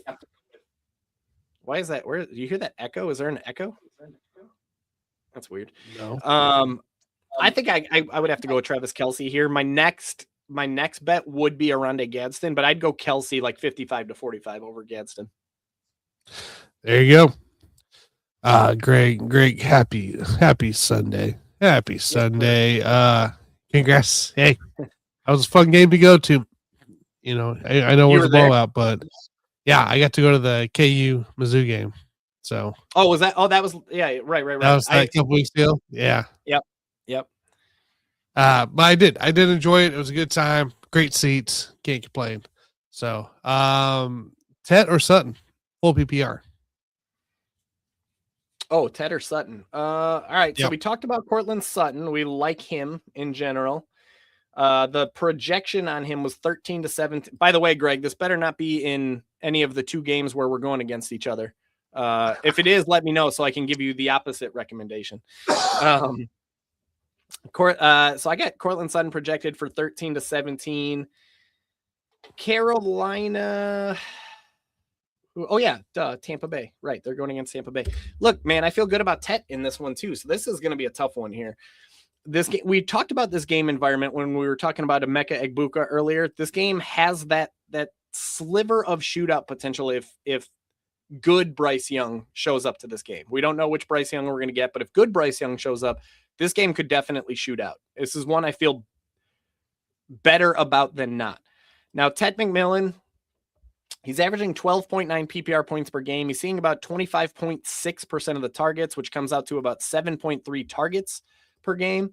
His floor this year has been about, he scored fewer than 9 PPR points in 4 of 14 games. So 29% of the time he's getting fewer than 9 PPR points. He did have a season low of 4.5 points just last week. Mid-range is usually between 10 and 13 PPR points. It happens about 43% of the time, including 3 of the last 5 games. His ceiling has been 16 to 18 PPR points in 3 out of 14 games, 21% of the time. But he did have that volcanic eruption back in week 11 where he scored 33 PPR points seemingly out of nowhere. I'm trading him as a mid-range wide receiver 2 with some upside because of the sliver of shootout potential, but more importantly, the friendly matchup. Tampa Bay is holding wide receivers to the 12th fewest touchdowns, but that's pretty average, pretty mediocre. They're allowing the 9th most catches, 12th most yards, 16th most PPR points per game. Where it gets more encouraging is that they've 18 wide receivers in 14 games have scored 10 plus PPR points against the Bucs, 10 of which have scored 15 or more, 4 of which have scored 20 plus. I feel fine about Tet McMillan. I have him projected for 12 to 16, but here's the thing, man. His matchup, while it's good, it's not as good as Cortland Sutton's matchup against the Jaguars. This game has a greater potential of shooting out. I think me personally, I'd feel better about going with Cortland Sutton than I would Tet McMillan, but I don't hate either one of them. Like I'd feel good about having either one of those guys in my lineup, but if I had to choose just one, give me Cortland Sutton. There you go. Brewery Imperial needs some help at flex. He has Henderson in already, so he needs the next spot here. Ladd, Myers, Godwin, or Carter. Need a player with some upside potential and safe floor. Oh, don't we all, my friend? We always do. Well, Ladd's not, he hasn't been the safe floor guy. Plenty of upside. Myers has been a solid floor lately, but he's playing Denver. Question is, do they put Surtain on? If they put Surtain on Brian Thomas, which he's more the outside receiver, Jacoby Myers plays in the slot, so that's much more likely. Godwin isn't necessarily safe floor. Michael Carter is going to be a decent floor, but not necessarily a ton of upside. So I'm not sure you're going to find that combination that you want. Your best bet based on upside plus floor is probably going to be Jacoby Myers, but let's dive in. Let's do a quick deep dive on each of these guys. So here's the thing, man. If you're swinging for the fences upside, dude, Ladd McConkey's got just buckets of upside this week. The Cowboys get destroyed by wide receivers this year. We talked about this game being a possible shootout. Like, this is a game you want exposure to. This is a game where you want to find ways to get Ladd McConkey into your lineup. It's just, if you're looking for floor, we can't really guarantee that with Ladd McConkey or pretty much any any Chargers wide receiver this year. He's averaging 11.6 PPR points per game. He's receiving 22.3% of the targets, which is about 7.1 targets per game.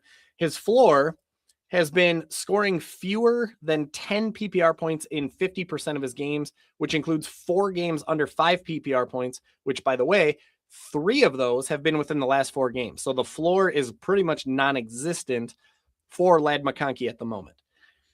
However, we have seen him score 20 to 23 PPR points in about 21% of his games. I wrote in the week winner, he's a high-end wide receiver 3 with high-end wide receiver 2, or dare I say wide receiver 1, upside in this likely shootout and best possible matchup. And here's why. The Cowboys are hemorrhaging the 13th most catches, 3rd most yards, most touchdowns. These guys are giving up 1.7 wide receiver touchdowns per game on the season.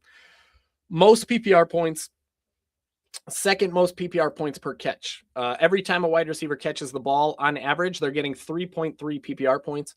23 different wide receivers in 14 games have scored 10 plus PPR points per game. 13 of them have gotten to 15 plus, 7 of which have gotten to 22 plus, 6 of which have scored 25 or more PPR points against the Cowboys. You want to find ways to get Ladd McConkey into your lineup. Ceiling is not a question. The issue is floor. So ultimately, I feel pretty good about Ladd McConkey in this one. Let's talk also about Jakobi Meyers just really quickly.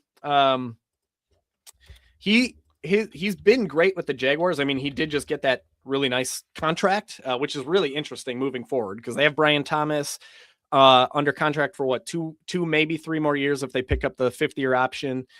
They just drafted Travis Hunter. He'll be under a rookie contract for 3 years. So I guess the timing of the contract makes sense for Jakobi Meyers.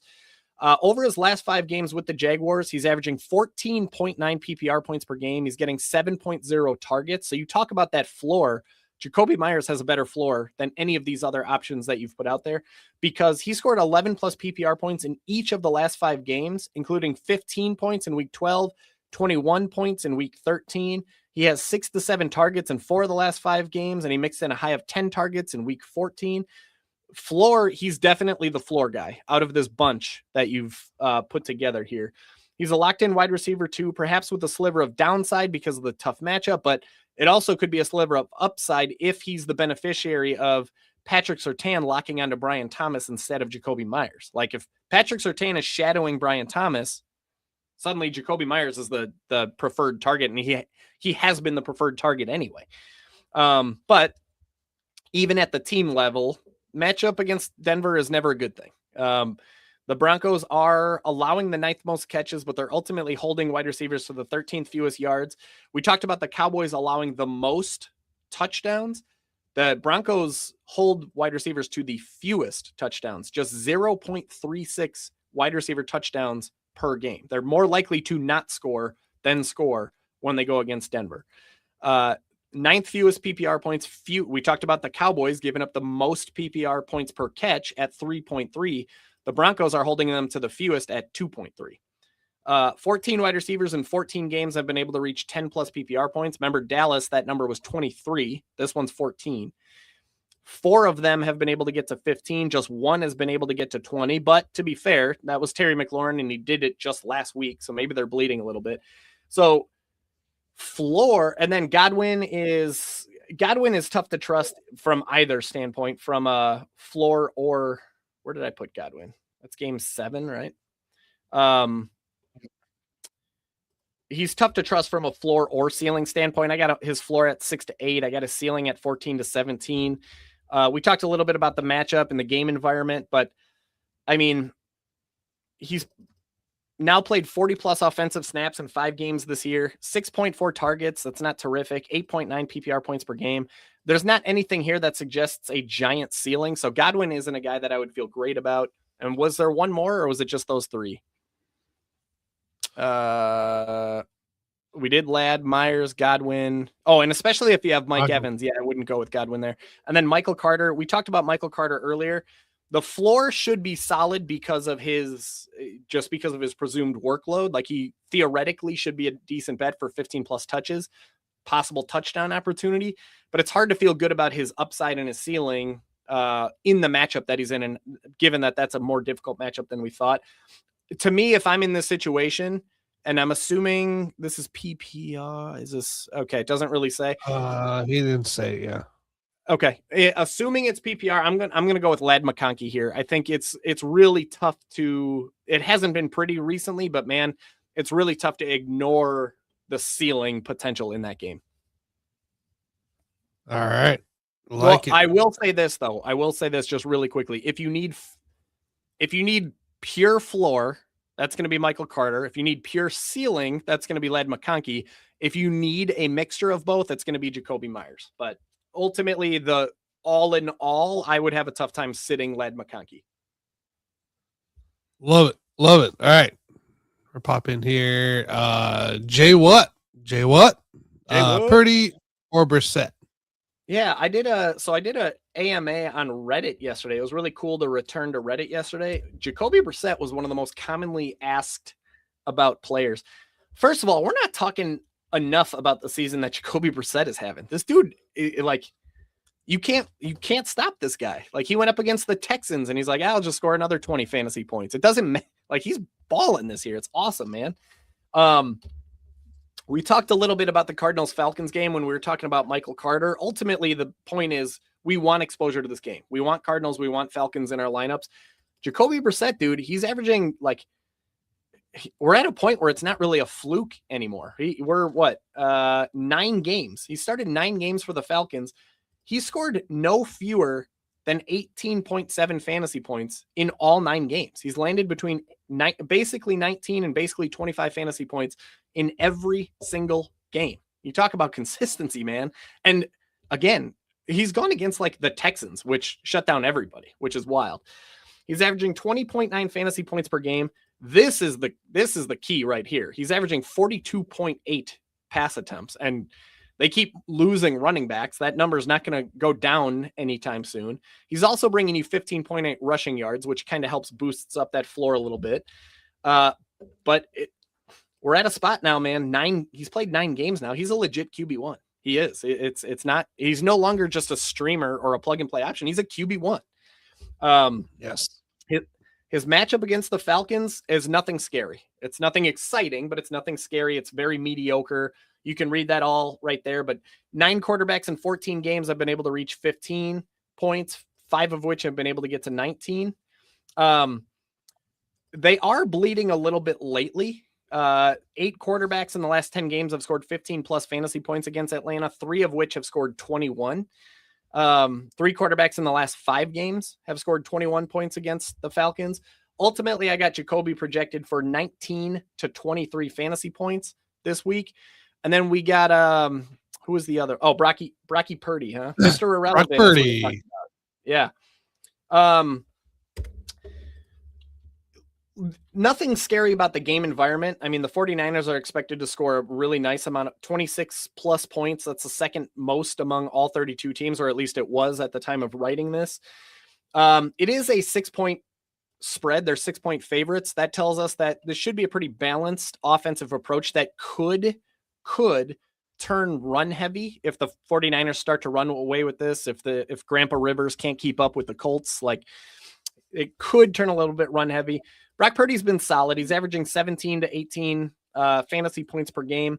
He's landed between about 17 and 19 points in 4 of 6 games. He did mix in a low of 7.3, which Jacoby Brissett has never done. Jacoby Brissett only scores 18 or more. Okay. But he did get you a high of 28 plus points just last week. He entered the season, by the way, averaging 18.6 fantasy points per game in 41 career games where he threw at least 20 passes. So he is playing a little bit below his average, but it's also been such a weird year for him and for the 49ers in terms of injuries. Like, I thought my Packers injuries list was bad, but the 49ers every single week is like, and he won't have Ricky Pearsall once again this week. So Matchup isn't necessarily exciting. The Colts are unfriendly matchup for quarterbacks. They are allowing the third most passing yards. That's a good sign. But they're otherwise intercepting the ball, the seventh most in football. They're limiting quarterbacks to the 10th fewest passing touchdowns, second fewest rushing yards, no rushing touchdowns, ultimately the 10th fewest fantasy points per game. There have been just 6 quarterbacks in 14 games that have been able to reach even just 13 fantasy points. That's tough, man. That they do a pretty good job against quarterbacks. 5 of those 6, though, were able to score 16 plus. But we've seen 8 different quarterbacks in 14 games come up short of 13 fantasy points against Indy. Ultimately, I got Brock Purdy projected for 16 to 20. I'm going Jacoby Brissett here in the possible shootout. If that Falcons-Cardinals game goes back and forth, if Jacoby Brissett throws another 40-plus passes, he's getting Marvin Harrison back. I'm going Jacoby Brissett, man.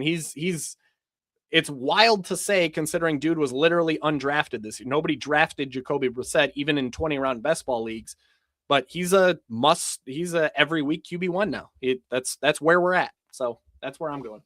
Oh, I like it. By the way, Mike, I know you can't see what I'm doing on this side, but I started throwing some polls in the YouTube chat on these questions here. For this one here, who to start? 71% have Jacoby Brissett as well to start. So we got smart people tuned in. I love it. Smart people. Love it. Here's a little fun one from Tiz Boz here. Appreciate them. First off, Estime over Harvey, Olave, or Higgins? No. We talked about Estime earlier, Tiz Boz. I don't know if you were tuned in at that point. If not, you can always rewind, go back a little bit. I like Estime as a plug-and-play option, but it's more of I'm desperate. I need to find somebody that I can throw into my lineup. You have really good, like Harvey is a really tough matchup, but dude's a workhorse right now. Chris Olave is a guy getting a ton of targets. T. Higgins, we know what he's capable of. There's no chance I'm benching any of those guys for Estime. Marv, Coker, or Ramondre? You gotta go Marv here. You gotta. Coker has been great. He's a nice.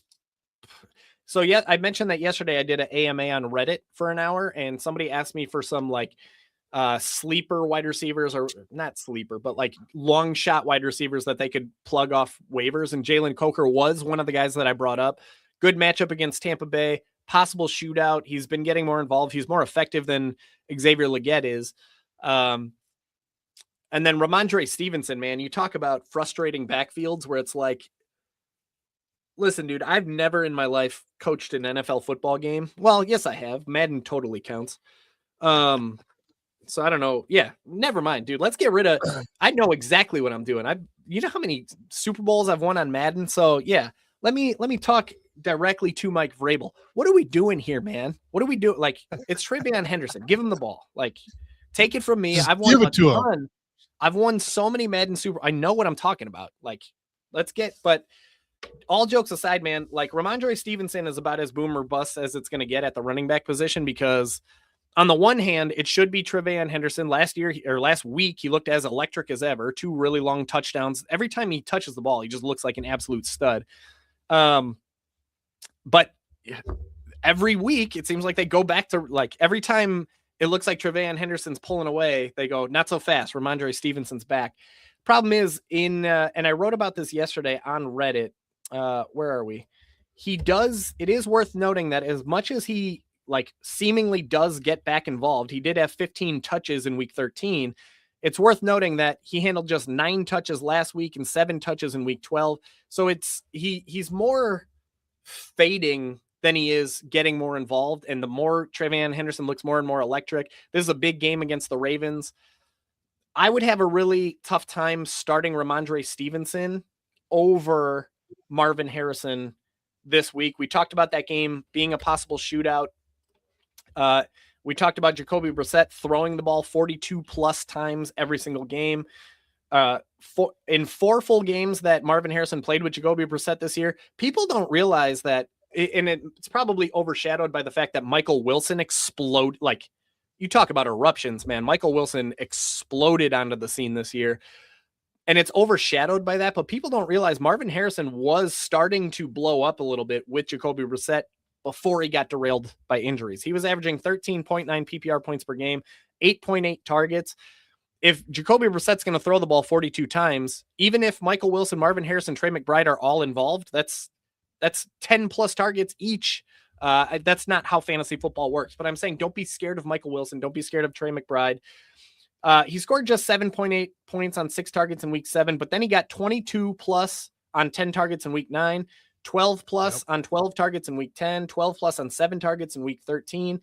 The matchup against the Falcons is a solid one. 20 different wide receivers in 14 games have been able to reach 10 plus PPR points, 11 of which have gotten to 15 plus. And they are bleeding lately, by the way. You can see it in bold here. 9 wide receivers in the last 8 games have scored 16 plus PPR points against Atlanta, 5 of which have scored 20 plus points. 15 wide receivers in the last 8 games have scored 10 plus PPR points against Atlanta. These options, I would have a really, really tough time benching Marvin Harrison for Ramondre Stevenson or Coker. Jalen Coker. Yeah. I like Jalen Coker. I like Ramondre Stevenson, both as like, I'm desperate. I need options, but man, Marvin Harrison is just he's going to be a better option there. Keep an eye. I haven't, ever since we started the show, I haven't looked at like news updates or headlines. Keep an eye on whether or not there's reports of Marvin Harrison being limited in any way coming off the heel injury, but assuming he's good to go, I'm going Marvin Harrison there, and I feel pretty good about that. By the way, for anybody just joining in for the first time, if you didn't hear it at the beginning of the show, what we're looking at right now, this is called the week winner. This contains contextual analysis for literally every single quarterback, running back, wide receiver, tight end, defense, and kicker on the week 16 slate. 20 plus hours of research. There's 211 players in here. I'm giving this away completely for free to anybody who wants it. All you got to do is go to the website you see on the screen, whop.com/BBFF, WHOP.com/BBFF. Click on week 16 week winner, enter promo code YouTube, all one word, and you're going to get this thing for free. Merry Christmas. There you go. Let's see here. Let's at least get one more in here. Yeah. I'm Fantasy good. Football. What time you got till, Tanner? I'm good till probably 10-ish. Yeah, 10-ish is right. Perfect spot. Sweet. Perfect. Let's spot. do it. So, okay. Next up, Fantasy Football. Good morning. Evans, Egbuka, Sutton, Carter, Pollard, or Kate Allen. He needs a receiver and a flex. All right.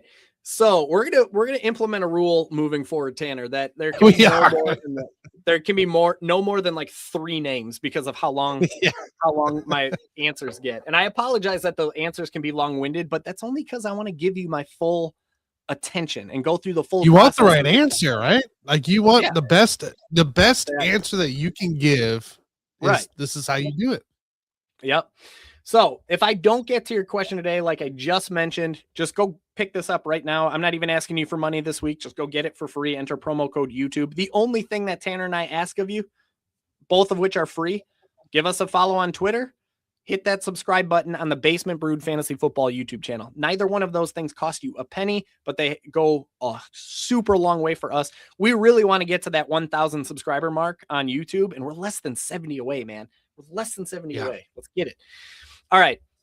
We talked about Egbuka earlier. I'll tell you right now, I'm going to go Mike Evans over Egbuka. I mean, Mike Evans returned from injury last week and immediately saw 12 targets, I believe. Right away. Yeah.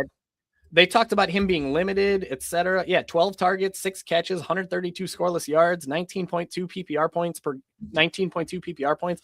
Best game of the season. Look, early on, Egbuka was balling. He was outperforming Mike Evans when the season began. A lot of that had to do with defenses focusing on Mike Evans and then Egbuka like being the beneficiary of going against their second corner, theoretically. But Mike Evans is still the wide receiver 1. He's averaging 13.3 PPR points per game over the 4 full games he's played this week, 8 to 12 targets, 4 to 6 catches in all 4 games. Matchup we talked about when we were talking about Egbuka. There's nothing scary. I definitely like Mike Evans more than I like Emeka Egbuka here. I got Mike Evans projected for 13 to 17. We talked about Cortland Sutton a couple times now. Where was he? 13 to 17. So I have a slight edge towards Mike Evans on that one. Michael Carter, we talked about. He's not going to be an option in this regard, only because you have some really, really strong options here. Tony Pollard is a solid floor play. It should be a rare game where the Titans are at least semi-competitive. They should be able to keep the ball on the ground. And Tony Pollard's been playing really hot lately. He's getting really hot at a good time, right? He scored 18.2 points on 15 touches last week. 2 weeks ago, he had 28 points on 25 touches. His matchup is really tough, though. The Chiefs, obviously the season's kind of in the tank. Sorry, Tanner. There's always the theory that defenses start to phone it in a little bit. If they've been eliminated, they start to give up a little bit, avoid contact, but still they're a really tough matchup for running backs. It's hard to feel super optimistic about Tony Pollard when you have these other options that you have here. Now, Keenan Allen is another one of those.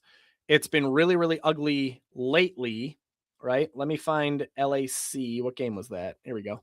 Game 5. It's been really, really ugly lately. Again, it's been a tale of two seasons for Keenan Allen. On the season, he's averaging 11.4 PPR points per game. He's seeing about 23% of the targets, but most of that is skewed by his 11 target, 29 point performance back in week 7. But if you remove that game and you remove his worst game, Keenan is averaging just 10.6 PPR points per game. He's landed below 10 PPR points in 8 out of 14 games this year. So 57% of the time he's not even getting to 10 for you. He has landed between 17.1 and 19.8 PPR points in 3 out of 14 games. That's only 21% of the time. He scored 17 plus in each of the first 3 games, but he's ice cold over his last 11 games, averaging just 9.4 PPR points per game. During that time, with 9 games under 10, he treat him as a touchdown or bust wide receiver 4/flex, but he does have a solid chance of finding pay dirt in the light, because we talked about it with Ladd McConkey. This game is a game we want exposure to. Chargers Cowboys is arguably the game to target in fantasy football. And we talked about the matchup, right? Dallas is miserable against wide receivers this year, but problem is, man, you have some better options out here. If it's me, I'm going with Mike Evans and Courtland Sutton here, since you need 2 of them. I'm glad I don't have to choose between Mike Evans or Courtland Sutton, because that would be a really tough one. But I would have Evans and Courtland Sutton in a tier that's slightly above all those other guys, especially if it's going to be a full PPR league. I mean, you got Courtland Sutton in that possible shootout, good matchup. Mike Evans, possible shootout, really important game. Nothing scary about the matchup. Give me those 2 guys. Love it. BBFF agrees with you. I asked who you would start at flex. Evans at 50%, Sutton at 38%. So right there with you. Boom. Let's go. Look at that. Yeah, smart people. Look at that. Yes. Sir. Derek Devereaux. Is he insane?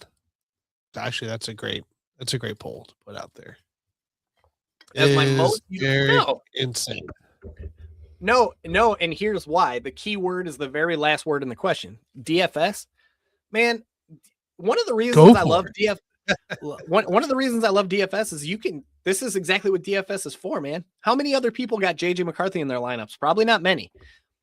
But check it out, dude. Like, JJ McCarthy is on the short list of possible quarterback streamers this week. And typically quarterback streamers are the type of quarterbacks I like to target in DFS. He's going to be low cost because he's JJ McCarthy, but the matchup, dude, the matchup is where it's at. The Giants, terrific matchup for quarterbacks. They're allowing the 10th most passing yards, 10th most passing touchdowns, most rushing yards. JJ McCarthy does take off from time to time. He's averaging 19.2 rushing yards, 0.4 rushing touchdowns. So they're allowing the most rushing yards, 5th most rushing touchdowns, 3rd most fantasy points per game. 12 quarterbacks in 14 games have scored at least 15. 7 of those have scored at least 20. It's a really, really good matchup. And like, I would hesitate in a season-long league or in a regular fantasy football league, but DFS, heck yeah, man. Throw him in there. It's been really ugly for Justin Jefferson, so he might be low-owned in fantasy football, but Giants are getting destroyed by wide receivers, 5th most PPR points per game. I mean, Justin Jefferson did nothing against Dallas, who we already talked about being miserable against wide receivers, but At some point, something's got to give. And yeah, I'm wishing that into existence because I'm counting on Justin Jefferson in one of my most important dynasty leagues. I got Puka'd on Thursday, so I need Justin Jefferson to look like Justin Jefferson this week. Please, Jettas, if you're watching, I know you are. I know you're a big fan of the show. Do your thing this week. Do your thing. That's right. Your thing. Holy cow. There's a sorry. Let me end this poll here. They 100% said Derek is insane, but that probably is other reasons. So it would be well, I wouldn't even say it'd be insane during season long because he does have streamer appeal. But in DFS, dude, freaking throw it out there. Oh, put him up. Yeah. What if JJ McCarthy by the way, let me pull this up real quick. Because it's been so bad for JJ McCarthy, there are a lot of people who don't realize, where is it? Ceiling. He has scored 18 to 20 fantasy points in 3 of 8 games this year, including a high of 23.5 just last week. If you're gonna throw JJ McCarthy in a lineup and he's gonna score 20 plus points, how many other people have JJ McCarthy in their lineup? And he's gonna be cheap. He's not gonna cost a lot of money, meaning you're gonna have a lot more salary that you can throw at Jamar Chase or something like that. Like, yep. Insane is definitely not a word I would use here, and not at all. No. I mean, look what Mariota did last week against the Giants. You know, after getting decimated. Yeah. So, yep. And he's running the ball. He's scoring rushing touchdowns. The Giants are giving up rushing touchdowns to quarterback. There's nothing insane about this. It's, if anything, it might be on the mad scientist brilliant spectrum. All right, for the sake of time here, I'm going to try to focus on 2 to 3 guys here, or just 2 to 3 questions here to keep things going here. Do it. Luke, he needs to make the Super Bowl, baby. Should I start Jalen Warren or Fanning full PPR? Woo! Oh man, dude. All right. In one of my most important dynasty leagues, I am starting 2 tight ends, which is almost one of my no-nos. Like, there's just almost never upside to starting 2 tight ends, and that you have to be considering 2 tight ends if this is clearly a flex question. Here's the thing though, dude, the raw volume that Fannin is seeing is not tight end volume, it's wide receiver volume. So it's like he plays tight end, but you're basically deciding between a RB2 and a wide receiver 2 is kind of what you're looking at here. Let me start with Harold Fannin. So I told you in one of my most important dynasty leagues, I'm going Harold Fannin and Kyle Pitts. Hopefully Kyle Pitts does what he did last week. That'd be sick. But dude, Harold Fannin and Shedeur Sanders is a battery for sure, especially with David Njoku out of the picture. Fannin has played 4 full games with Shedeur. He's averaging 14.6 PPR points. That's great, but this is the part I love even more. 9 targets per game with Shedeur Sanders. This is wide receiver volume. We're not talking about a tight end anymore. This is a wide receiver that we're talking about. He scored 8 points on 6 targets in their first game together, but then after that, it was 13 points on 5 targets, then 25 points on 11 targets, and then 11 points on 14 targets. So he has 25 targets in the last 2 games. That's what we want to see. We love that. He's a volume-based tight end 1. This should be a supremely pass-heavy game script because the Browns are expected to get blown out. It's a 10.5-point spread, I believe. 10-point spread. Should be a very pass-heavy game script. It's the type of game where Shedeur is going to have to throw the ball. By the way, I do think this is a really scary spot for Quinshon Judkins. Quinshon Judkins has a awesome matchup. The Bills are miserable against running backs, but if they fall behind early and they can't afford to keep the ball on the ground, they have to throw it. Judkins could get scripted out just like he did against the Bears last week. But if Shedeur is going to have to throw the ball a ton, Harold Fannin is his quote unquote wide receiver 1. He's the guy that Shedeur Sanders looks for. There could be another 10 plus targets coming. Now, here's the problem. Buffalo is quite literally the toughest defense in football when it comes to stopping tight ends. They are holding them to the fewest catches, just less than 3 per game. Second fewest yards, less than 33. Fewest touchdowns, 0.14 tight end touchdowns per game. And fewest PPR points per game. Tight ends overall are averaging 6.85 PPR points per game. And by the way, that includes all tight ends, not just one tight end per team.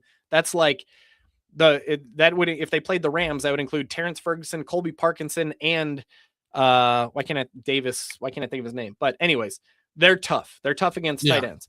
Just 2 tight ends in 14 games have been able to reach even just 8 PPR points against them. Just 1 has been able to get to 11. 8 different noteworthy tight ends have come up short against Buffalo in 14 games. They're nails. They're absolute nails against tight ends. I got Fannin projected for 8 to 12 PPR points. But man, just full PPR makes a big difference because just the sheer volume of what he could see today is wild. Like, might be ugly, but I wouldn't expect any touchdowns, but I think I think he's a good bet for 5, 6, 7 catches, if not more. Jaylen Warren is and has quietly lost the most important, from a fantasy football standpoint, has quietly lost the most important touches in his own backfield. Kenneth Gainwell is not only the guy getting all of the most of the receiving work for Pittsburgh's backfield, he's also the guy getting a ton of red zone touches. So while Jaylen Warren does tend to get more raw touches than Kenneth Gainwell does, Gainwell gets the more high leverage, high opportunity touches in terms of red zone opportunities and targets. This is not a good spot for Jaylen Warren. The Steelers are entering this game as 7-point road underdogs. That suggests they could fall behind, might have to abandon the run. In years past, that could be a good thing for Jaylen Warren because for a while he was the pass catching back when Najee Harris was the early down banger. That's not the case anymore. The way the Steelers have been using their running backs over the last several weeks is that Jaylen Warren is the guy getting the rushing attempts. Kenneth Gainwell is the guy catching the passes. So if the Steelers fall behind and have to abandon the run, Jaylen Warren is the guy who suffers. Kenneth Gainwell is the guy who benefits. Not good. Then you got the matchup, by the way. And by the way, if you want to read up on the data to support that, you'll find it here, right? Jaylen Warren, over the last 5 games that he's played alongside Kenneth Gainwell, Jaylen Warren is averaging 14.4 touches, but fewer than 3 targets. Kenneth Gainwell, I don't know if I put that in this part. You can look at Gainwell's if you want, but Gainwell's getting about 6 targets per game over the last month and a half. I wrote it here. Perhaps most importantly for this pass-heavy game script, Warren has just 12 targets over the last 5 games compared to 26 targets for Kenneth Gainwell during the same span, suggesting Gainwell is the preferred pass-catching option. It's possible Warren is scripted out of this game and Gainwell thrives. Warren does have 3 to 4 targets in each of the last 3 games, so there's at least some desperation appeal that he'll see some targets. But Gainwell is a better bet to get the passing down work. This game should turn into a pass-heavy approach for the Steelers. And then you get to the matchup, right? The Lions are nails against running backs this year. Terrifying matchup. 10th fewest rushing yards, not good for Jaylen Warren. 5th fewest catches, 2nd fewest receiving yards, not good for either of them. 8th fewest touchdowns, 2nd fewest PPR points, 6th fewest PPR points per touch. Just 12 running backs in 14 games have been able to get to 11 plus. They are cracking a little bit lately. 6 running backs in the last 5 games have scored 10 plus PPR points against them, including 16 from Tyrone Tracy in week 12, 21 plus from Kyron Williams last week. So it's a very similar matchup situation between Fannin and Jaylen Warren. Both of them have really, really, really difficult matchups. The difference is Warren is at risk of losing volume. Like if they fall behind and they have to abandon the run, Warren is out. Whereas Fannin is at risk of seeing elevated volume because if they fall behind and have to throw the ball a ton, Fannin is the guy. I mean, last week they fell behind the Bears early and Fannin had 14 targets. So If it's me, it's wild to say this. And I never would have guessed this going into the season, but if it's me in a full PPR league, Harold Fannin feels like the better opportunity than Jaylen Warren this week. There you go. All right. Appreciate everybody. Hey, you can get it for free, guys. Just go to mob.com/BBFF and use promo code YouTube. So you got to put it in there. You can get this week's week winner for free. For free. Oh, like if I didn't get to your question, first of all, I'm sorry if I didn't get to your question, but second of all, just go get it for free and you can answer your own question. You know what I mean? Be all right. It has all the data. So All right. We got to give away a jersey, don't we? We do.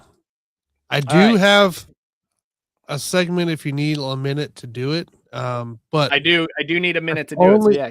That's only if you're okay. 3 prop bets. Heck yeah, dude. Heck yeah, do it. Yeah. Okay, let's buy you a little time here. Let's get into it here. It's my top 3 prop bets.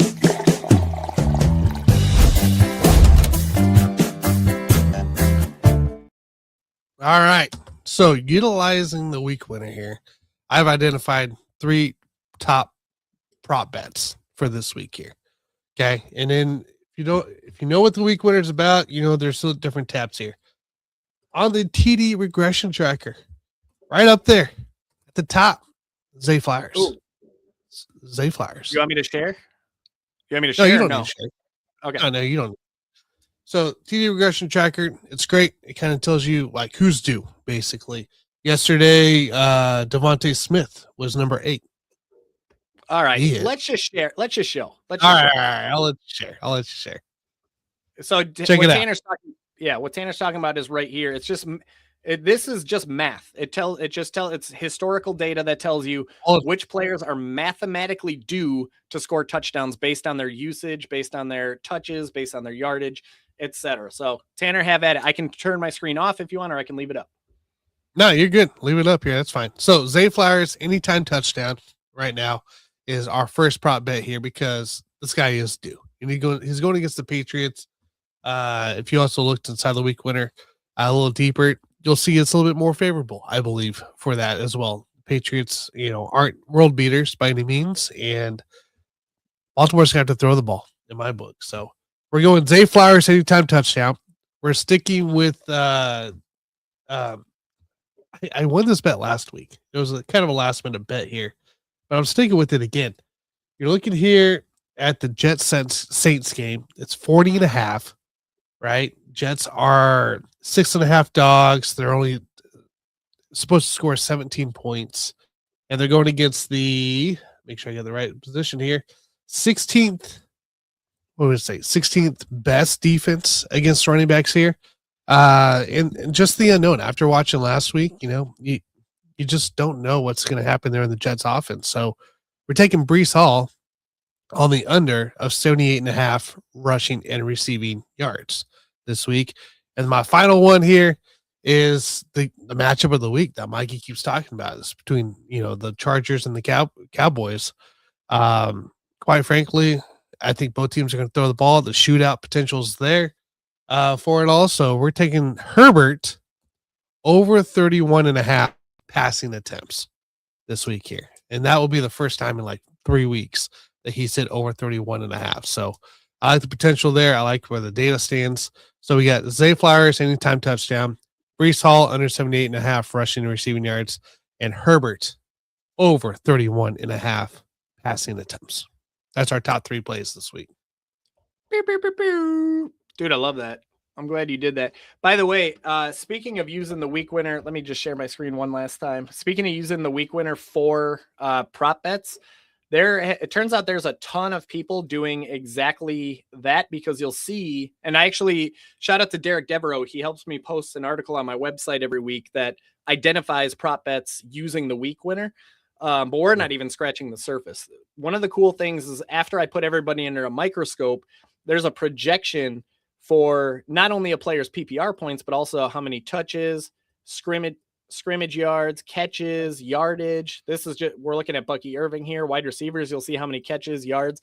So a lot of times it's easy to go in, look at prop bets and see, all right, I have Mike Evans projected for 65 to 95 and his yardage over under is 56.5. So that could tell you, hey, let's hit the over on that.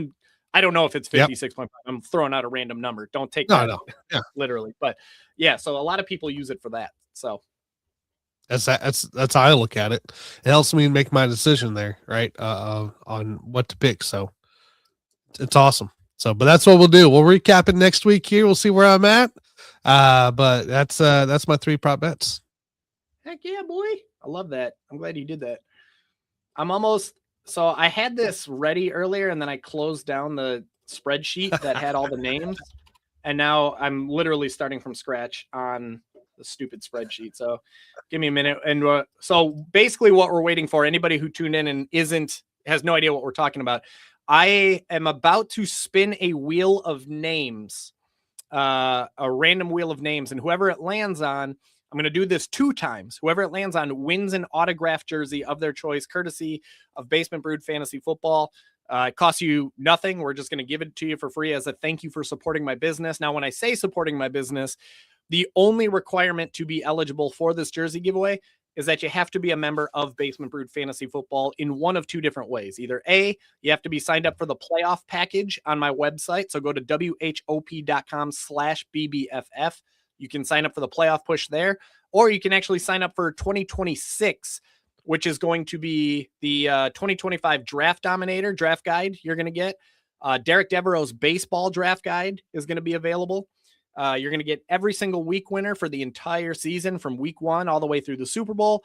And you're going to get access to our awesome Discord server where we got 125 plus fantasy football enthusiasts hanging out, helping each other dominate. So I'm in the middle of getting all the names on the wheel right now.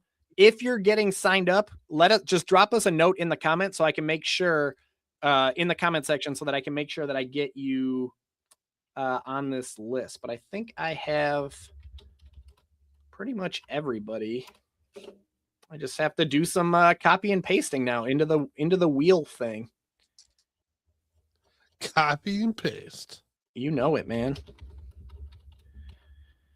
Let me just double check to see if anybody came through in the last wee bit of comments are clear so far.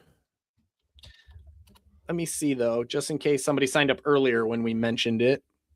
I want to make sure that they're included. Well, would you look at that? Sunny Wall. Sunny Wall is being added to the name. Let's Sunny go. Wall.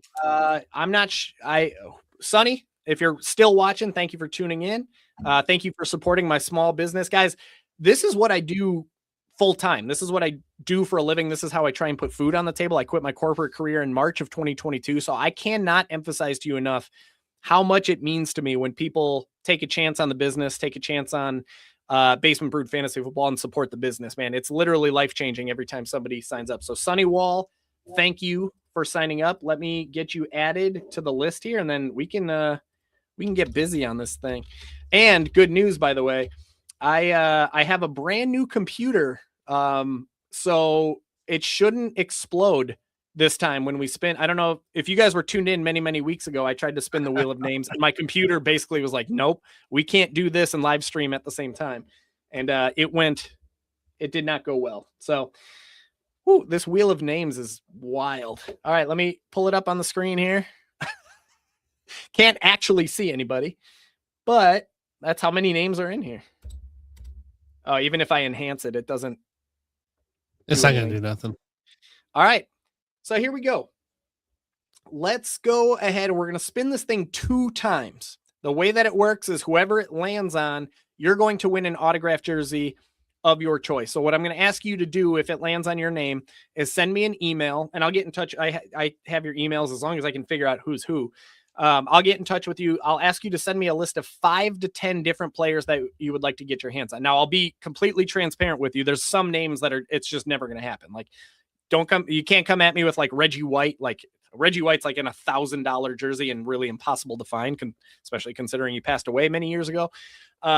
Typically speaking, those like GOAT legends, the Jerry Rices, the Reggie Whites, they're just not possible. MVP caliber quarterbacks, those are really tough to get to. The Josh Allens, the Patrick Mahomes, the Joe Burrows, those are tough to get to. But in the past, we've done so many different fantasy football studs. We've done like Tyreek Hill, Justin Jefferson, Jamar Chase 2 times. We've done Alvin Kamara, Jackson Smith and Jigba, Kenneth Walker, Earl Campbell, Amon Green. We've done a couple of, we did Isaac Bruce back in the day, greatest show on turf, Rams. So we've done some really, really good ones. So whoever wins, you're going to send me a list of 5 to 10 names and we're going to go hunt it down. It might take some time, but I have plenty. Oh, it's Brewery. Thanks, man. Really appreciate you tuning in. Thank you for supporting my business, man. Honestly, dude, it means the world. It really does. So I'll tell you, it might take us a little bit of time to track down your jerseys, but I promise you we will get them. I have plenty of photos that I can share with you to prove that this isn't a like, well, I don't know how it could be a scam because you don't pay anything. Like, it's a free giveaway. But anyway, here we go.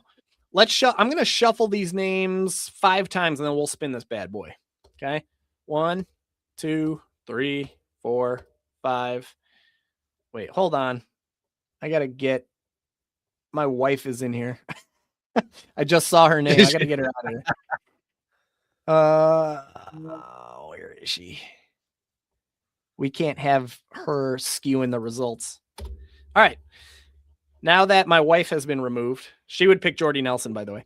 Let's shuffle this thing. He wants to make sure. Are you Sonny? Yeah. Brewery. Yes, I got it. He's in here.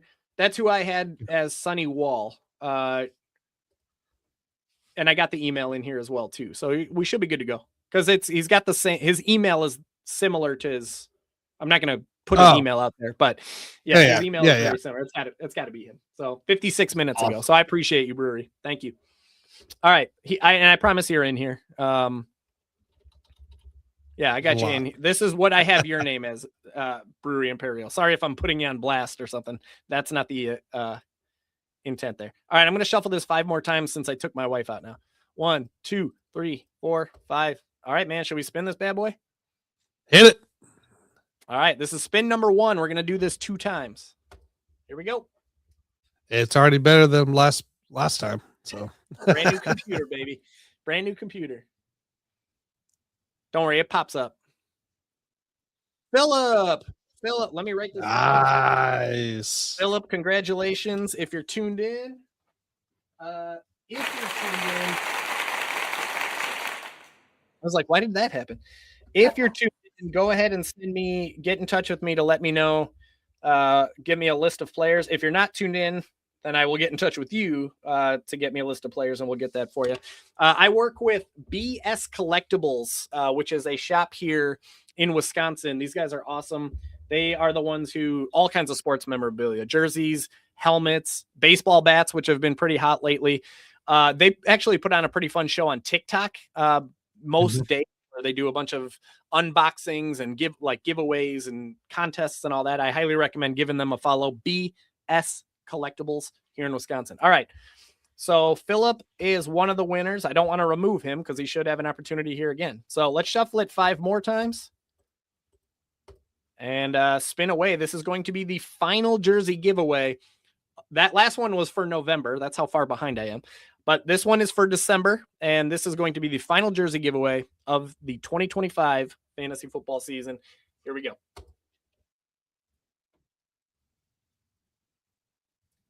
Dun dun dun dun dun dun dun dun dun dun dun dun dun dun dun. Brandon. Oh, dude, he's gonna be stoked about that. So Brandon is one of our most active members in the Basement Brood Fantasy Football Discord community. So it's really cool to see his name pop up here. I believe that's his first time winning. We have had a couple people win more than one this year. Shout out to Isaac Zart, who won not 1, but 2 Seahawks jersey. He chose a retro blue Jackson Smith and Jigba jersey, and he also got a lime green, neon green Kenneth Walker jersey. Big Seahawks fan. But congrats to Brandon. Congrats to Philip. If you guys are watching, get me a list of players that you want, and I'm going to go track somebody down for you. If not, I'll get in touch with you, and we will track down somebody that you want from your list. But that's it, man. Those are the jersey giveaways, the final 2 jersey giveaways of 2025. There we go. All right, ladies and gentlemen, we got one more week next week. And then we're going to take a break on week 18. Now we're back. And then we'll see. We're back wild card, right? Yeah. Yeah, I'll be here if anybody wants to play playoff content. By the way, just a quick aside, I usually host a Basement Brood Fantasy Football playoff fantasy football league. Unlimited number of, anybody can join it. So if you're interested, that's just another member to sign up. I think this year I'm going to give away a free, I'm just deciding this right now on the spot, I'm going to give away an I almost said an autographed BBFF. Autograph.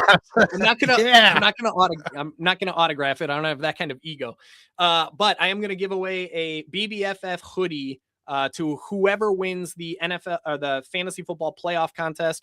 Hoodie of your color of choice, man. We got red, orange, yellow, green, blue, purple, pink, black. We got all different kinds of colors. So and that's only going to be for BBFF members, but it's another way to have some fun. And we'll be back for the playoffs. Sure. Sorry to interrupt, Tanner. Do your thing. No, you're good. You're good. All right, ladies and gentlemen, make sure you like, subscribe, follow. Give us a follow. Let's see if I can put the tags back up here. Hang on. It's somewhere here. You got it all over the place. There we go. Right there. That's our X profile there at BBFF Mikey at 10-12489. I'll be back here in about 30 or 15 minutes here on the Rec Room Sports Hub. We're going to go over our NFL slate for week 16 for your NFL player props, spreads, lines, all that good stuff right there on the Lock It In show. So very excited for that one. Scott Cobb and I will be rocking that. So, but yeah, without further ado, make sure you like, subscribe, follow, give us a yell. Use promo code YouTube to get your week winner today for free. For free. I don't know what else you want. Exactly what we just went over. You can get all that data. So that's and literally the only thing we're asking of you. Follow us on Twitter. Tap that subscribe button on YouTube. That's it. Costs you nothing. That's it. That's it. Without further ado, Mikey, you want me to say it? Should I say it? I want you to say it. All right. We'll see you guys on the fantasy football field. Cheers. This brew's for you.